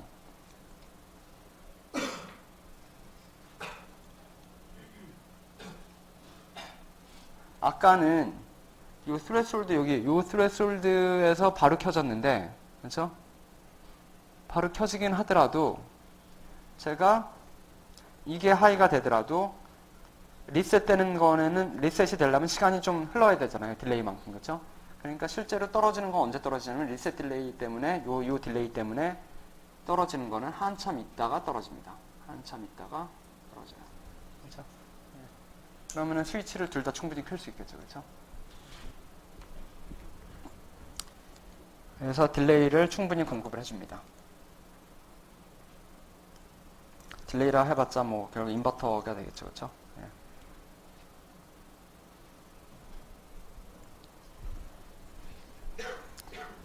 자, 또 다른 문제는 뭐냐면 요 두 가지만 설명을 하죠. 자, 업다운이 둘 다 이렇게 오잖아요. 업다운 펄스가. 그쵸? 이렇게 오는데 위에는 커런트 소스가 당연히 PMOS일 거고 밑에는 커런트 소스가 당연히 NMOS일 거고. 그쵸? 그리고 PMOS 커런트 소스이다 보니까 밑에 스위치도 당연히 PMOS여야 될 거고 NMOS 커런트 소스다 보니까 밑에 스위치도 당연히 NMOS일 거고. 그러면 얘를 켜려면 얘는 PMOS니까 이렇게 켜면 안 되고 이렇게 켜야죠. 거꾸로. 따라서 인버터가 필요합니다. 그렇죠? 얘는 그냥 그대로 켤 수 있지만. 그럼 인버터 때문에 당연히 딜레이가 생기겠죠. 그렇죠? 딜레이가 생겨서 어떻게 되냐면 얘가 어떻게 될까요? 딜레이 때문에. 딜레이 때문에 예를 들어서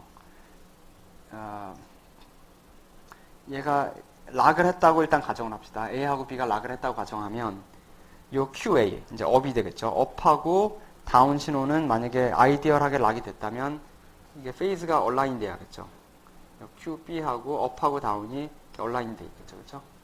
근데 실제로 요 스위치를 켜는 놈은 QA가 아니라 QA 바가 되니까 QA 바는 이만큼의 딜레이를 가지고 인버전이 되는 거잖아요. 그렇죠? 이게 인버전 돼서 이게 되는 거니까. 그래서 요게 켜는 거죠. 요 순간이 켜는 거죠. 요 순간 동안 요 커런트가 커지고 요 순간 동안 이 다운 커런트가 켜지고 락을 했으니까 사실 커런트가 이렇게 일로 들어가면 안 되고 발로 이렇게 빠져나와야 되는데 지금 보면 커런트 켜 있는 시간이 서로 다르니까 어때요? 이 순간에는 커런트가 좀 더 빠져나오고 그렇죠? 이 순간에는 커런트가 좀 더 들어가고 그렇죠?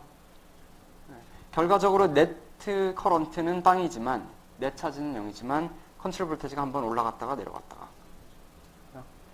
이게 주기적으로 이런 현상이 생기겠죠. 레퍼런스 주기마다. 따라서 이게 리플로 생기고 이제 스퍼가 크게 보이겠죠. 그렇죠? 그래서 이거를 방지하기 위해서 뭐 트랜스미션 게이트를 달아서 딜레이를 맞춰주려는 노력을 한다든지 아니면 이회로 같은 경우 이게 애시당초 문제가 커런트 소스가 또는 스위치가 PMOS, NMOS였다는 게 문제였기 때문에 스위치 자체를 다 NMOS로 만들면 되는 거 아니냐. 그래서 이 경우는 이제 스위치 자체를 다 NMOS로 만들었죠. N. 그렇죠? 그럼 PMOS 커런트 소스는 어떻게 할 건데? PMOS는 이제 미러링을 시켜서 얘를 끄려면 얘를 끄는 거고 얘를 끄려면 이 스위치를 아예 꺼버리는 거죠. 이 스위치를 꺼면은 커런트 미러가 안 되니까 그렇죠? 간접적으로 하면은 스위치가 다 NMOS니까 이제 이런 거 필요 없죠. 자, 이거보다 이제 커런트 미스매치를 보죠. 커런트 미스매치. 자, 이 커런트하고 같다는 보장을 못 하죠, 당연히. 그렇죠? 커런트를 당연히 같지 않겠죠. 그렇죠? 그래서 일단 딜레이는 맞췄다고 생각을 하고 근데 커런트가 다르면 어떻게 할 거냐. again 마찬가지로 이 페이즈하고 일단 락이 됐다고 가정을 합시다. 인풋이. 락이 됐다고 가정을 하면은 이제 QA 바하고 이제 QB하고 또 이제 얼라인이 딱 됐어요. 라인이. 그래서 얘는 PMOS니까 이제 로우일 때 키는 거고 얘는 NMOS니까 이제 하이일 때 키는 거고. 얼라인이 잘 됐죠. 그렇죠?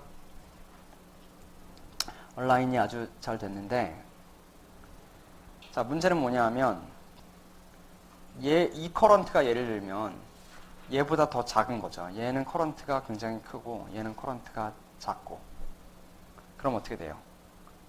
얘가 켜질 때는 얘가 켜질 때는 죄송합니다. 죄송합니다. 이 커런트가 크다고 지금 예를 들었네요. 위에 커런트가 더 크다고 가정을 합시다. 위에 커런트가 더 크다고. 밑에 커런트가 작고. 그러면은 요로 흐르는 커런트, M4로 흐르는 커런트, 즉 M2 커런트가 될 텐데 이 커런트가 훨씬 더 크죠. 그렇죠? 레벨이. 이 커런트는 더 작죠. 그렇죠? 그럼 원래 락을 했기 때문에 일로 들어가는 차지가 이제 0이어야 될 텐데. 그렇죠? 근데 지금 어때요? 이 커런트가 훨씬 더 크니까 커런트가 일로 들어갈 수밖에 없죠. 그렇죠?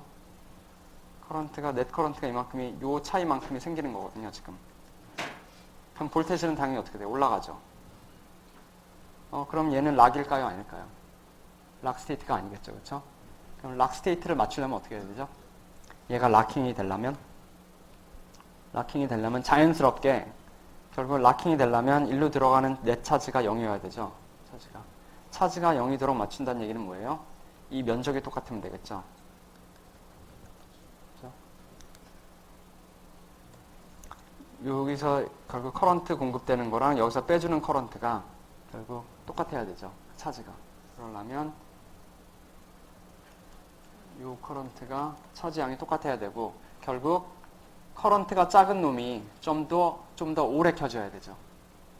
커런트가 작은 놈이 좀 더 오래 켜지려면 결국은 페이즈 디퍼런스가 생길 수밖에 없는 거죠. 페이즈 디퍼런스가 다음과 같이 페이즈 디퍼런스가 생기면 이제 되겠죠. 그래서 결과적으로 커런트가 근데 보시면 아시다시피 이렇게 되면 또 컨트롤 볼테이지가 한번 내려갔다가 올라오는 이런 리플이 생깁니다. 별로 안 좋아요. 그래서 사람들이 많이 쓰는 방식이 이제 그 커런트를 줄이는 방식인데 이거는 비단 PLL뿐만이 아니라 커런트 차지 펌프는 여러 군데 많이 쓰이니까 제가 소개를 해드릴게요. 다음과 같이 해서 이 커런트하고 이 커런트를 똑같이 맞춥니다. 이 회로를 통해서. 그래서 이 회로 설명만 간단히 드리면 재밌는 회로고요. 간단한 회로입니다. 그 전에 커런트를 맞추기 위한 노력이 다음과 같이 될 수도 있어요. 여러분들이 시뮬레이션 막 돌려가지고 사이징 막 해서 얘랑 커런트를 똑같이 맞출 수 있겠죠, 그렇죠? 시뮬레이션 열심히 돌려서 이제 기도하는 거죠. 똑같이 시뮬레이션 결과랑 똑같이 나오도록. 근데 문제는 뭐예요? 채널 저항 때문에 채널 랭스 모듈레이션 때문에 이 R 아웃풋 때문에 여러분들이 어떤 시뮬레이션을 해서 이 볼테이지가 예를 들면 0.5V일 때 이 커런트 똑같이는 맞출 수 있겠지만 이 전압이 만약에 0.5가 아니라 뭐 0.7로 변했다 하면은 커런트가 달라질 수밖에 없겠죠. 그렇죠? 이것 때문에. 그래서 목표는 뭐냐면은 이 전압이 컨트롤 볼테이지, VCO 컨트롤 볼테이지가 어떻게 바뀌어도 이 커런트를 항상 일정하게 만드는 게 목표입니다. 그래서 그거를 다음과 같이 합니다. 그러니까 우리가 계속 보던 브랜치가 여기 있고요. 여기 커런트 소스 2개, 스위치 2개 하고 그의 리플리카가 여기 있습니다. 리플리카. 똑같은 거죠. 자, 그럼 요거는 이제 저희가 알고 있는 거니까 이 브랜치는 알고 있는 거니까 여기를 좀 살펴보겠습니다. 요거를. 일단 OPMP 같은 건 다 무시하시고 요 회로를 보면 좀 특이해요. 요 회로 보면 사실 특이할 것도 없는 게 여기 이제 NMOS 바이어스가 이제 걸려 있죠. 그렇죠? 여기 커런트 I. 얘는 뭐예요? 그냥 똑같이 만든 거죠. 그렇죠? 똑같이 만든 거고 VDD니까 얘는 스위치고 그냥 저항일 뿐이죠. 그렇죠? 여기 커런트 얼마? 얘도 I. 그렇죠? I일 수밖에 없죠. 그다음에 여기 이 노드가 이제 OPMP로 들어가는데 OPMP로 들어가는 커런트는 얼마? 0. 그렇죠? 안 들어가죠. 그러니까 이 커런트 얼마예요? 그럼 이 커런트도 I일 수밖에 없죠. 그럼 이 커런트는 얼마예요? 이 커런트도 바이 데피니션 I일 수밖에 없죠. 자, 이 브랜치 내에서 이 PMOS하고 이 NMOS에 흐르는 커런트는 같을 수밖에 없죠. 이건 뭐 어떤 난리를 치더라도 뭐 VDD가 바뀌건 뭐가 바뀌건 이거는 이 커런트는 같을 수밖에 없어요. 커런트 패트가 하나밖에 없으니까. 그렇죠? 자, 그거를 염두에 두시고 이 커런트하고 같을 수밖에 없다. 같은 브랜치니까. 그 다음에 뭘 할 거냐 하면 자, 이 전압이 바뀌는 거잖아요, 지금.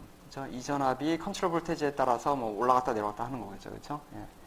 그래서 제가 지금 이 전압을 그러니까 요 전압하고 이 전압을 맞출 겁니다. 똑같이. 이 전압이 바뀌어도 이 커런트하고 이 커런트는 똑같죠. 그렇죠? 그래서 이 전압을 일단 얘에 복사를 시킬 거예요. 어떻게 복사를 시켜? OPMP를 통한 피드백으로. 그러니까 OPMP가 피드백이 제대로 걸려있다고 치면 이 전압이랑 이 전압이랑 같죠. 지금. 그렇죠? 그럼 지금 뭐랑 같아요? 이 회로하고 이 회로하고 봤을 때 지금 이 전압 같죠. 그렇죠? 그 다음에 얘는 애시당초 같았죠. 그렇죠? OPMP 아웃풋이 지금 얼리 물려 있어요. 이 PMOS로 들어가죠. 그렇죠? 이 PMOS 스트렝스를 조절해서 지금 이 전압을 갖게 만드는 거죠. 지금. 그렇죠? PMOS, VGS도 똑같죠, 지금. 그러니까 지금 얘 게이트 전압 똑같고 얘 게이트 전압 똑같으니까 이 커런트는 이 커런트랑 같을 수밖에 없죠. 이 커런트도 이 커런트랑 같을 수밖에 없고. 그래서 이 네 가지 커런트는 다 같아지는 거죠, 지금. 그렇죠? 예. 그러면 오른쪽은 예. 뒤에 예. 항상 켜져 있는 게 아니고 예. 그래서 반쯤 켜져 있다, 50% 켜져 있다고 하면 이쪽은 항상 켜져 있고 그렇죠. 그러면 예. 이게 언밸런스가 있잖아요.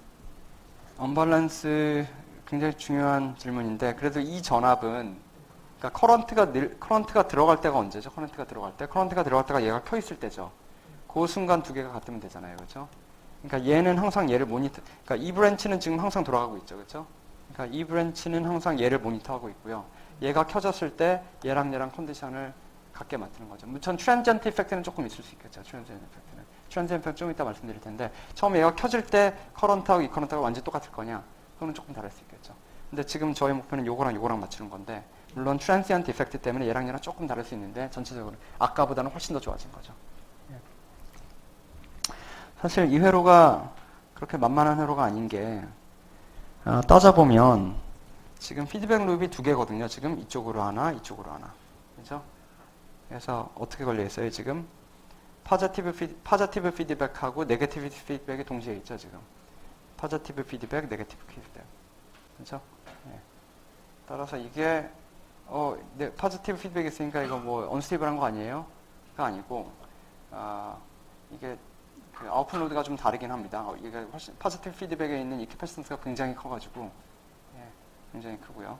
그다음에 사실 이거를 모델하면 이제 A가 있고 베타 1, 베타 2가 이렇게 있는 건데 사실 파저티브 피드백도 있지만 네거티브 피드백이 있고 얘가 더 스트롱하게 만들면 얘는 스테이블하게 만들 수 있겠죠. 그리고 당연히 항상 켜 있는 부분은 네거티브 피드백이 지금 물려 있죠.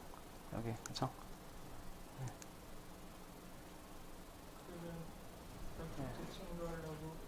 오른쪽에 있는 그렇진 않죠. 이거는 지금 룹 필터라서 굉장히 큽니다. 이거는. 그걸 옆에다 둘 이유는 없죠. DC적으로만 커런트를 만드는 거기 때문에.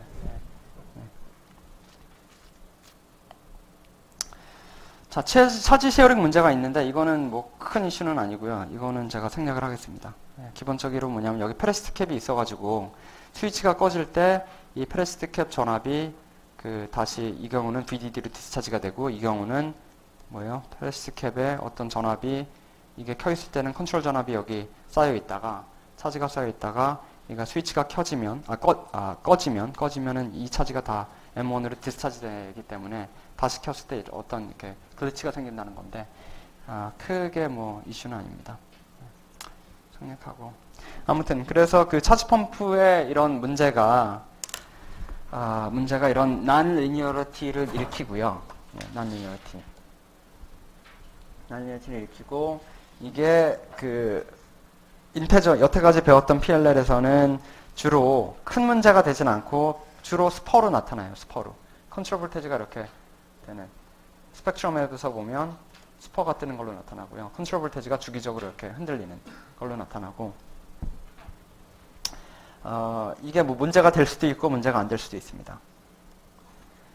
근데 진짜 문제가 되는 경우는 이제 좀 이따 배울 이제 fractional NPLL. fractional NPLL에 진짜 문제가 되고 fractional PLL이 아주 재밌는 토픽입니다. 그래서 다행스럽게 제가 점심시간 전에 개념 설명을 좀 할 수 있을 것 같네요. 혹시 질문 있어요?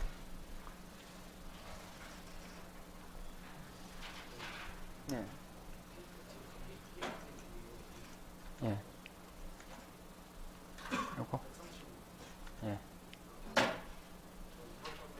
예. 예. 그럼요, 있죠.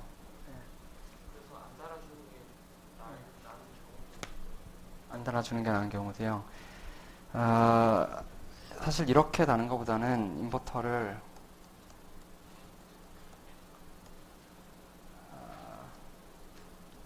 이런 식으로 하는 게 조금 더 매칭이 좋긴 할 겁니다. 이런 식으로. 그래서 쇼트가 있어야 되겠구나. 이런 식으로 하면은 매칭이 얘가 이제 파워를 좀 많이 먹긴 하는데 매칭이 좀 더 좋아지고. 그러니까 이렇게 트랜스미션 게이트 하는 경우는 이게 이제 라자비 책의 이그젬플이라 제가 따온 건데 저도 실제로 이렇게 하진 않아요. 이렇게 하진 않고. 그다음에 지금 말씀하셨는데 그 커런트 미스매치를 일부러 두는 경우도 있어요. 일부러 아주 크게 만드는 경우도 있어요. 일부러 리니어리티를 형성시키기 위해서. 그거 뭐 질문 나왔으니까 제가 말씀을 드리면 지금 이런 경우거든요. 지금 업 커런트가 크고 다운 커런트가 작고. 예. 그래서 락을 뭐 이런 데서 할 수 있겠죠. 락을 여기서는 안 하, 여기서 안 하겠죠. 뭐 이런 데서 할 텐데. 그렇죠? 예. 근데 이거를 굉장히 많이 틀어버리면 어떤 현상이 생기냐 하면 락을 뭐 이런 데서 할 거예요. 페이스 디퍼런스가 0인 데서 락을 하는 게 아니라 여기서 락을 하는 거죠. 여기서 이제 왔다 갔다 하는 거예요. 그러면 여기서 락을 하게 되면은 장점은 뭐냐면 그러니까 그 다운 커런트에 의해서 리니어리티가 결정되지가 않아요. 오로지 요놈에 의해서만 결정되지. 그렇죠? 그렇기 때문에 이거는 굉장히 리니어하잖아요. 그렇죠? 따라서 아예 여기서 그냥 락을 시키는 것도 있습니다. 아예 그냥 아싸리 그냥 커런트 비를 뭐 2대1 뭐 이런 식으로 해서 일부러 그렇게 하는 경우도 있습니다. 리니어리티를 형성시키기 위해서. 그 경우가 이제 프랙셔널 PLL 같은 경우는 이제 그렇죠? 예. 아무튼 가장 큰 문제는 데드존. 예. 혹시 다른 질문 있으십니까? 자, 그 프랙셔널 PLL로 들어가겠습니다. 프랙셔널. 그럼 여태까지 배운 PLL은 뭐냐? 여태까지 배운 PLL은 뭐냐면요. 여태까지 PLL은 인테저 n PLL이라고 그래요. 예. 왜 인테저 n이냐? 프리퀀시를 디바이더에 n을 바꿔서 저희가 바꿀 수 있었잖아요. 그렇죠? 근데 n이 정수라고 했죠. 그렇죠? 예. 따라서 인테저. 정수배로 프리퀀시를 바꿀 수 있는 PLL이다 해서 인테저고요. 지금은 정수가 아니라 유리수로 바꿀 수 있는 거. 프랙셔널 PLL. 자, 모티베이션을 설명드리기 위해서 다음과 같은 그 이그젬플을 생각을 해봅시다.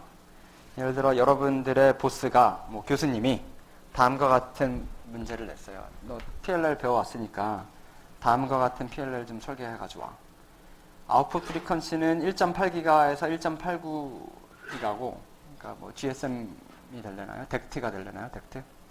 그다음에 스텝 프리퀀시는 요거를 커버를 해야 됨과 동시에 요 프리퀀시를 100kHz 단위로 프리퀀시 레졸루션이 나와야 돼요.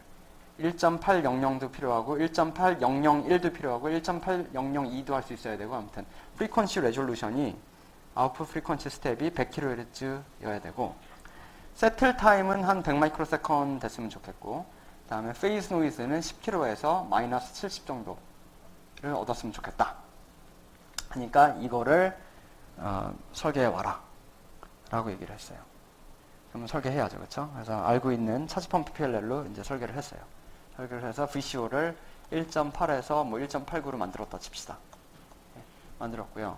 그 다음에 이제 레퍼런스랑 이제 디바이더 밸류를 정해야 되죠. 그렇죠? 그래서 레퍼런스를 정하려다 보니까 어떻게 정하죠? 정하려다 보니까 이걸 10메가로 할까요? 10메가로 하면 뭐 디비전 밸류가 뭐 어떻게 나오겠죠? 예, 나올 텐데 뭐 180 뭐 이렇게 나오겠죠. 근데 이 n이 정수로밖에 안 변하니까, 그렇죠? 이거를 10메가로 해버리면 아웃풋 프리퀀시가 어떻게 변해요? 델타 F가 10메가로 변하겠죠, 그렇죠? 1.80, 1.81, 1.82 뭐 이런 식으로 변할 거 아니에요? n 바꿀 때마다, 그렇죠? 그래서 이거는 저희가 원하는 게 아니죠. 100kH라고 했죠, 그렇죠? 그러니까 어쩔 수 없이 레퍼런스를 뭘로 바꿔야 된다? 100kH로 해야 될 수밖에 없겠죠, 그렇죠? 그러니까 Fout은 n times Fref가 될 수밖에 없으니까,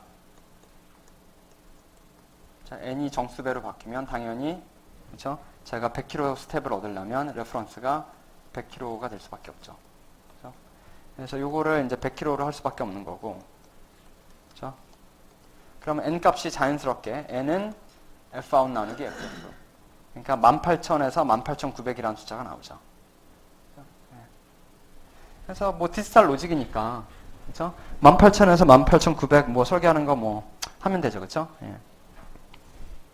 하면 되는데 뭐 세틀 타임도 뭐 대충 맞췄다고 치고 물론 세틀 타임 문제가 좀 있어 보이긴 하지만 요건 일단 생략하고요. 노이즈가 또 중요하잖아요, 노이즈. 그렇죠? 예, 노이즈를 맞춰야 되는데 뻥튀기가 얼마큼 돼요? 여기 노이즈가 일로 뻥튀기 얼마 돼요?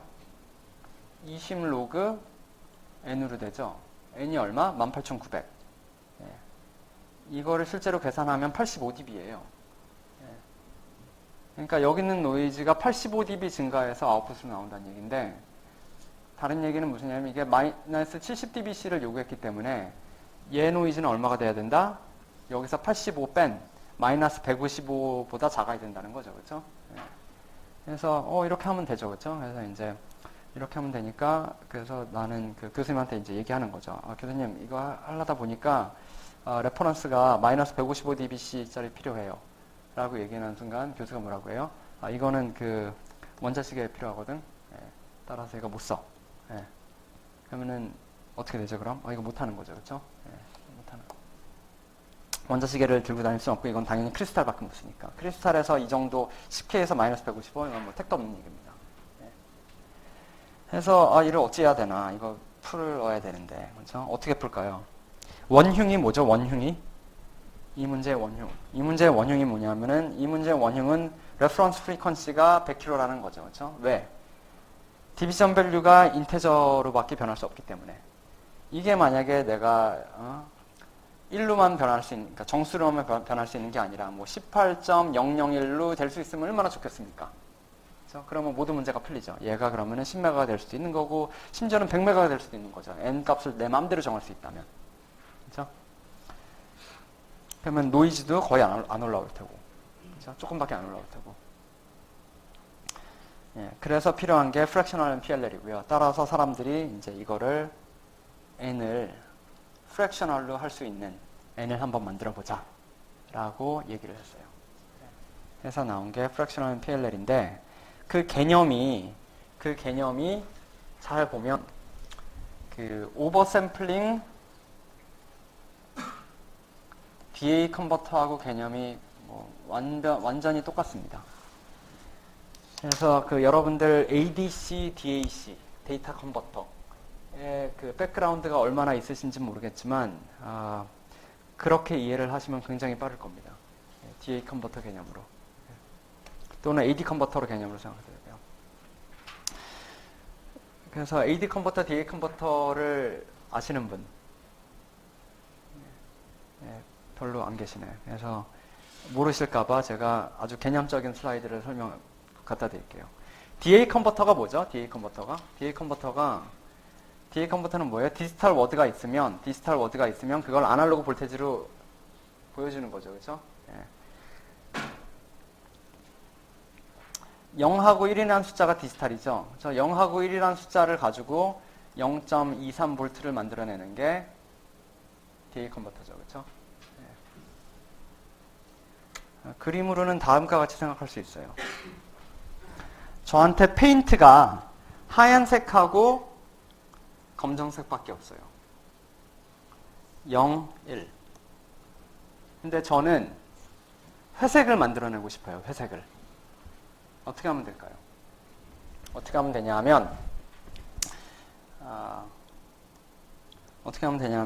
다음과 같은 걸 할 수 있어요. 이렇게 원을 만든 다음에 이거를 8등분을 하고요. 예를 들면 하고 하나만 시꺼멓게 칠해요. 칠한 다음에 그 다음에 뭐 할 거냐면 저는 이거를 이렇게 푹 찍어가지고 이거를 이렇게 막 이렇게 돌릴 거예요. 그럼 어떻게 되죠? 이걸 막 회전시키면 회색스럽게 보일까요? 보이겠죠, 그렇죠? 회색스럽게. 검정색을 2개 칠하면 좀 더 회색스럽게 보이겠죠. 다 시꺼매면 당연히 검게 보일 거고. 대충 상상이 가시죠? 네. 이 이그젠플이 DA 컨버터랑 진짜 흡사합니다. 제가 이거 항상 이거 가르칠 때마다 이 이그젠플을 보고 뿌듯해하는데 아무튼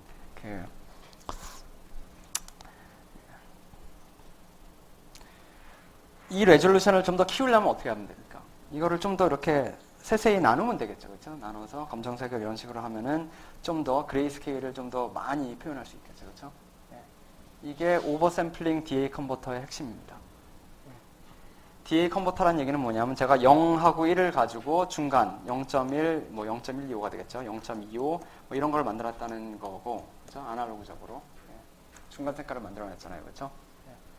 그다음에 오버샘플링이라는 건 뭐냐면 사실 제가 여기서 좀 치팅을 했죠, 좀 사기를 쳤죠. 사실은 하얀색하고 검은색밖에 없는데, 그렇죠?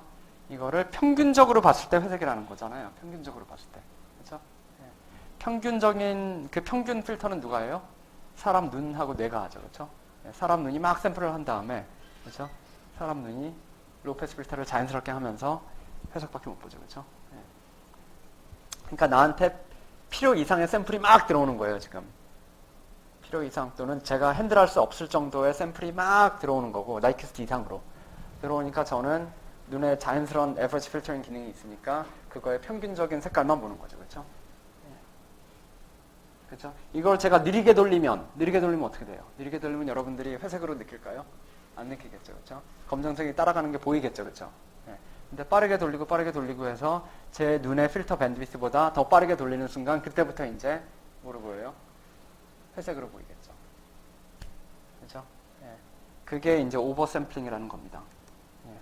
저의 샘플링 속도, 저의 그 필터보다, 제 눈에 있는 필터보다 훨씬 더 뭐예요? 빨리 돌린다. 샘플을 빨리 한다. 빨리 해서 공급을 한다. 그러면 자연스럽게 필터링이 돼서 나는 회색이 보일 거다. 그러니까 이게 오버 샘플링 DA 컨버터의 핵심 개념입니다. 그래서 실제로 보면 그리고 이거는 이제 이거를 굳이 얘기를 한다면 원빗 오버샘플링 대기라고 해요. 왜냐? 제가 쓰는 게 0하고 1밖에 없거든요. 원빗 가지고, 그렇죠? 원빗 가지고 중간에 여러 레벨을 만들어내는 거잖아요. 그렇기 때문에 이걸 원빗 오버샘플링 에디시라고 해요. 만약에 내가 n빗 덱이다. n빗 덱은 처음에 인풋 들어오는 게 그 디지털 워드로 들어오는 게 뭐 0, 뭐 000, 001, 010 뭐 이런 식으로 들어오겠죠. 이게 이제 이거 같은 경우는 3빗 DA 컨버터가 되겠고요. 그래서 그 레벨에 따라서 제가 볼테지를 만들어주면 되고요. 000에 해당하는 거, 뭐 이게 0V, 뭐 001에 해당하는 거, 이건 뭐 0.125V 뭐 이런 식으로. 원빗 덱은 뭐예요? 인풋이 0 아니면 1만 들어와요. 0 아니면 1만 들어오기 때문에 정보를 아웃풋도 뭐예요? 0 아니면 1밖에 없어요. 근데 아웃풋도 0 아니면 1밖에 없지만 중간 레벨을 어떻게 만들어내느냐? 대신 얘는 이거를 무지무지 빨리 해가지고 얘 평균을 내보면 여기는 1이 좀 더 많으니까 평균이 여기가 있을 거고 여기는 0이 많으니까 여기는 평균이 여기가 있을 거고 그렇죠? 그래서 이 레벨을 만들어낸다는 거죠. 그래서 예를 들면 사이누소이드다. 여기 사이누소이드가 0, 1의 시퀀스 0, 1의 스트림으로 내가 사이누소이드가 들어온다 하면 다음과 같이 생긴 거예요. 지금 여기 보면은 여기가 위에가 좀 더 시커멓죠. 여기는 지금 비었죠. 그쵸? 여기 비어있죠. 지금. 그쵸? 여기가 지금 1이죠. 그쵸? 펄스 위스가 여기가 훨씬 더 넓죠. 그쵸? 그래서 얘를 평균 내보면 이런 사인이 지금 나오는 거예요. 이렇게. 이게 이제 원빗 오버샘플링 ADC. DAC 참가 되는 거고.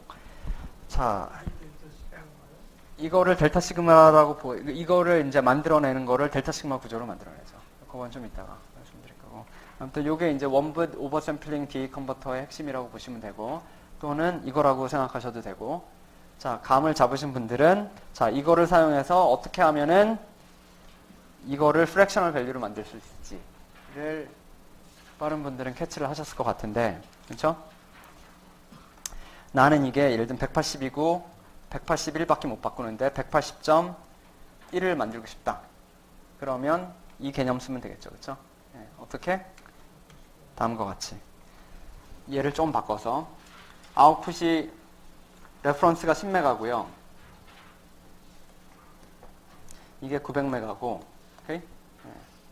n이 90일 때는 900메가일 거고 n이 91일 때는 910메가가 되겠죠. 그렇죠? 910일 텐데 제가 901을 만들고 싶다 또는 뭐 900 뭐 어중간한 숫자를 만들고 싶다. 어떻게 해요? n을 90으로 킵하는 게 아니라 90, 91, 90, 91, 90, 91 바꾸는 거예요. 계속 바꾸면 어떻게 되죠? 에버러지는 90.5가 되겠죠. 따라서 아웃풋 프리퀀시가 얼마가 나와요? 905가 나오겠죠. 그렇죠? 그래서 정수에다가 그러니까 프랙셔널 밸류 알파가 이제 추가된 거죠. 내 마음대로. 에버러징은 누가 합니까? 에버러징은 에버러징은. 에버러징 누가 하죠? PLL이. PLL이 로우 패스 필터라고 어제 배웠잖아요. 그렇죠? PLL. 이거 왔다 갔다 하는 거. 또는 여기서 여러분 사실 이걸 이렇게 10메가하고 15메가를 왔다 갔다 막 바꾸면 어떻게 될 것 같아요? 그럼 10메가하고 15메가 중간 프리퀀시가 아웃풋에서 나오겠죠. 그거에 엔드된 게. 그렇죠? 이것도 마찬가지로 여기서부터 이제 로우 패스 필터가 에버러징을 계속 시키는 거니까. 그렇죠? 그래서 90을 좀 더 많이 넣으면 93번, 91 한 번, 하면 90.25가 생기고. 그렇죠? 그래서 이 알파를 내 마음대로 정할 수 있다는 거죠. 무리수만 아니라면 제 마음대로 정할 수 있다는 거죠.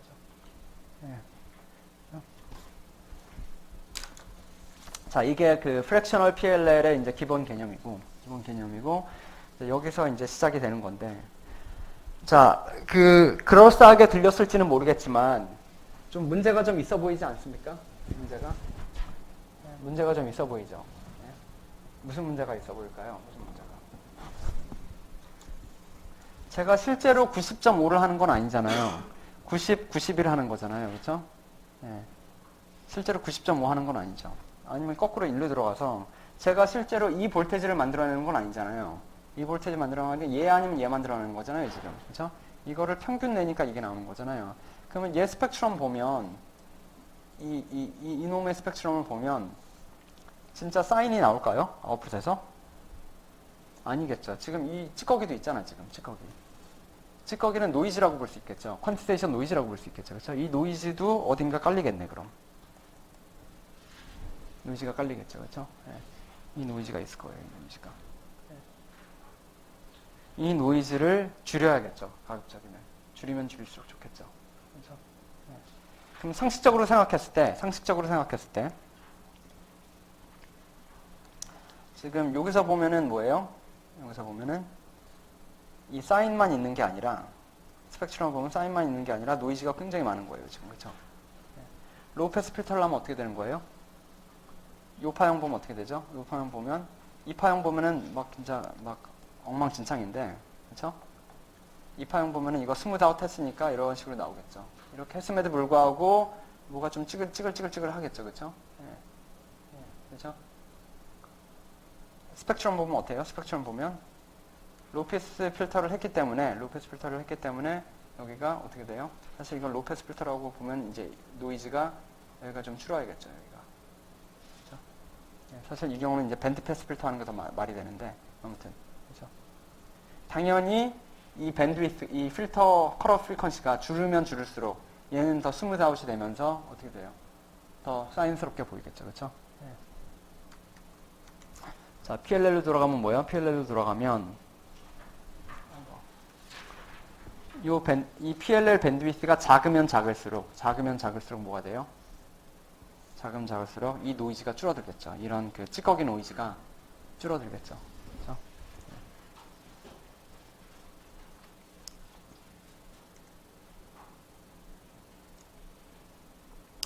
또 문제는 뭐냐? 뭐 여기서도 볼 수 있어요. 여기서도 뭐 어떤 현상이 생기냐면 이걸 뺑글뺑글 돌리면 뺑글뺑글 돌리더라도 하얀색 잔상이 남을 수 있죠.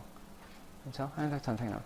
어떻게 하면 하얀색 잔상? 이거를 제가 빨리 안 돌리면 안 돌릴수록 제가 회색이 안 보이겠죠. 빨리 돌리면 빨리 돌릴수록 회색이 보여요. 아니면 거꾸로 얘기해서 이거는 그러니까 이 경우는 저의 눈의 밴드위스가 일정한 거고, 그렇죠? 그다음 샘플 웨이트를 바꾸는 건데 제가 제 눈의 밴드위스를 만약에 낮출 수 있다면 이 돌리는 이 회전 속도를 똑같이 하더라도 좀 더 회색스럽게 보이려 하면 제 필터 밴드위스를 더 작게 하면 되겠죠. 그렇죠? 어떻게 하면 그렇게 되죠? 어떻게 하면? 불을 끄면 그렇게 되겠죠. 그렇죠? 불을 끄면 샘플이 적더라도 제 필터 밴드위스가 자연스럽게 줄어들겠죠. 그렇죠? 그래서 영화 극장에서 어떻게 봐요? 불 다 끄고 24프레임으로 보잖아요. 그렇죠? 아무튼 그리고 또 어떤 문제가 있어요? 그래서 결국 이제 밴드위스가 이 샘플링 레이트 대비해서, 그러니까 이거 회전 속도 대비해서, 이 회전 속도는 뭐예요? 이 레퍼런스에 해당하는 거고, 그렇죠? 요 회전 속도 대비해서 요 밴드위스가 작은 게 중요하다. 그렇죠? 아니면 이 밴드위스가 일정하면 이게 높아지면 높아질수록 노이즈가 줄어들겠죠. 그렇죠? 이거 빨리 돌리면 빨리 돌릴수록 노이즈가 줄어들 거예요. 그렇죠? 자, 또 무슨 문제가 있냐?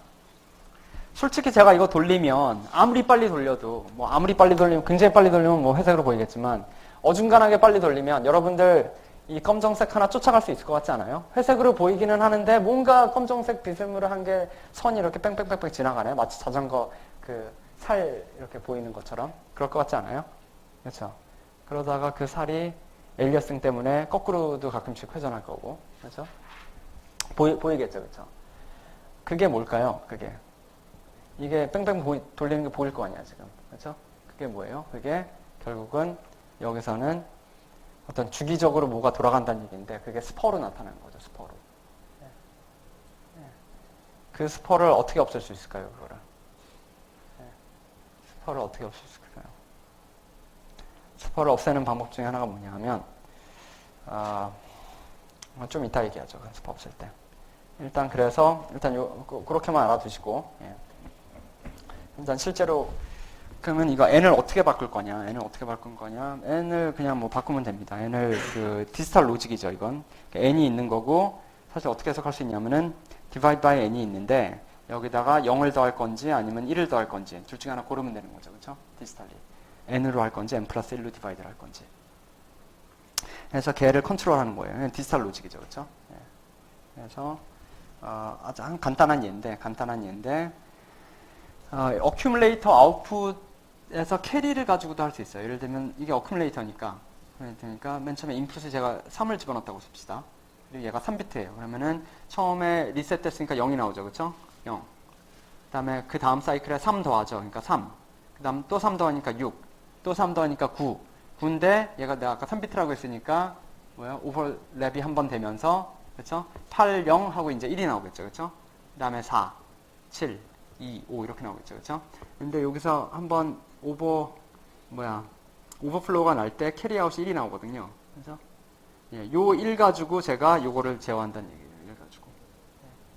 그래서 보면은 0, 0, 0 세 번 나오고 1 나오고 0, 0 나오고 또 1 나오고 0 나오고 1 나오고. 그렇죠?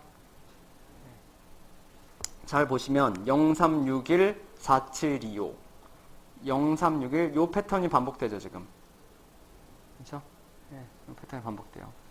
요 패턴 동안에 1이 두 번 나왔거든요. 그렇죠? 그러니까 평균적으로 2 나누기 1, 2, 3, 4, 5, 6, 7, 8 뭐 9 뭐 이런 식으로 되겠죠. 그렇죠? 네, 이게 이제 평균을 정하는 겁니다. 2 나누기 8일 것 같은데. 네. 요거는 디바이더보다 이거는 그냥 이걸로 하는 거지. 디바이더가 아니라 이 어큐뮬레이터 캐리아웃 거죠. 그러니까 디지털 로직. 근데 잘 보시면 지금 패턴이 존재하죠. 패턴이 존재하죠. 그러니까 요 0001, 001 요 패턴이 반복이 되겠죠. 그렇죠? 반복이 되기 때문에 반복되는 패턴은 무조건 뭘로 나타난다? 톤으로 뜨겠죠. 그렇죠? 톤하고 그거의 하모닉으로 뜰 수밖에 없죠. 그렇죠? 그러니까 이 아웃풋 스펙트럼을 보면 내가 원하는 프리퀀시를 얻긴 했는데 그렇죠? 거기에 어떤 톤이 이렇게 톤과 그 하모닉들이 생긴다는 거죠. 하고 페이즈 노이즈도 있을 거고 퀀티제이션 노이즈도 같이 있을 거고. 그렇죠? 그래서 얘를 이제 없애는 게 목표예요. 얘를 어떻게 없앨 거냐? 얘를 어떻게 없앨지는 점심 먹고 얘기합시다.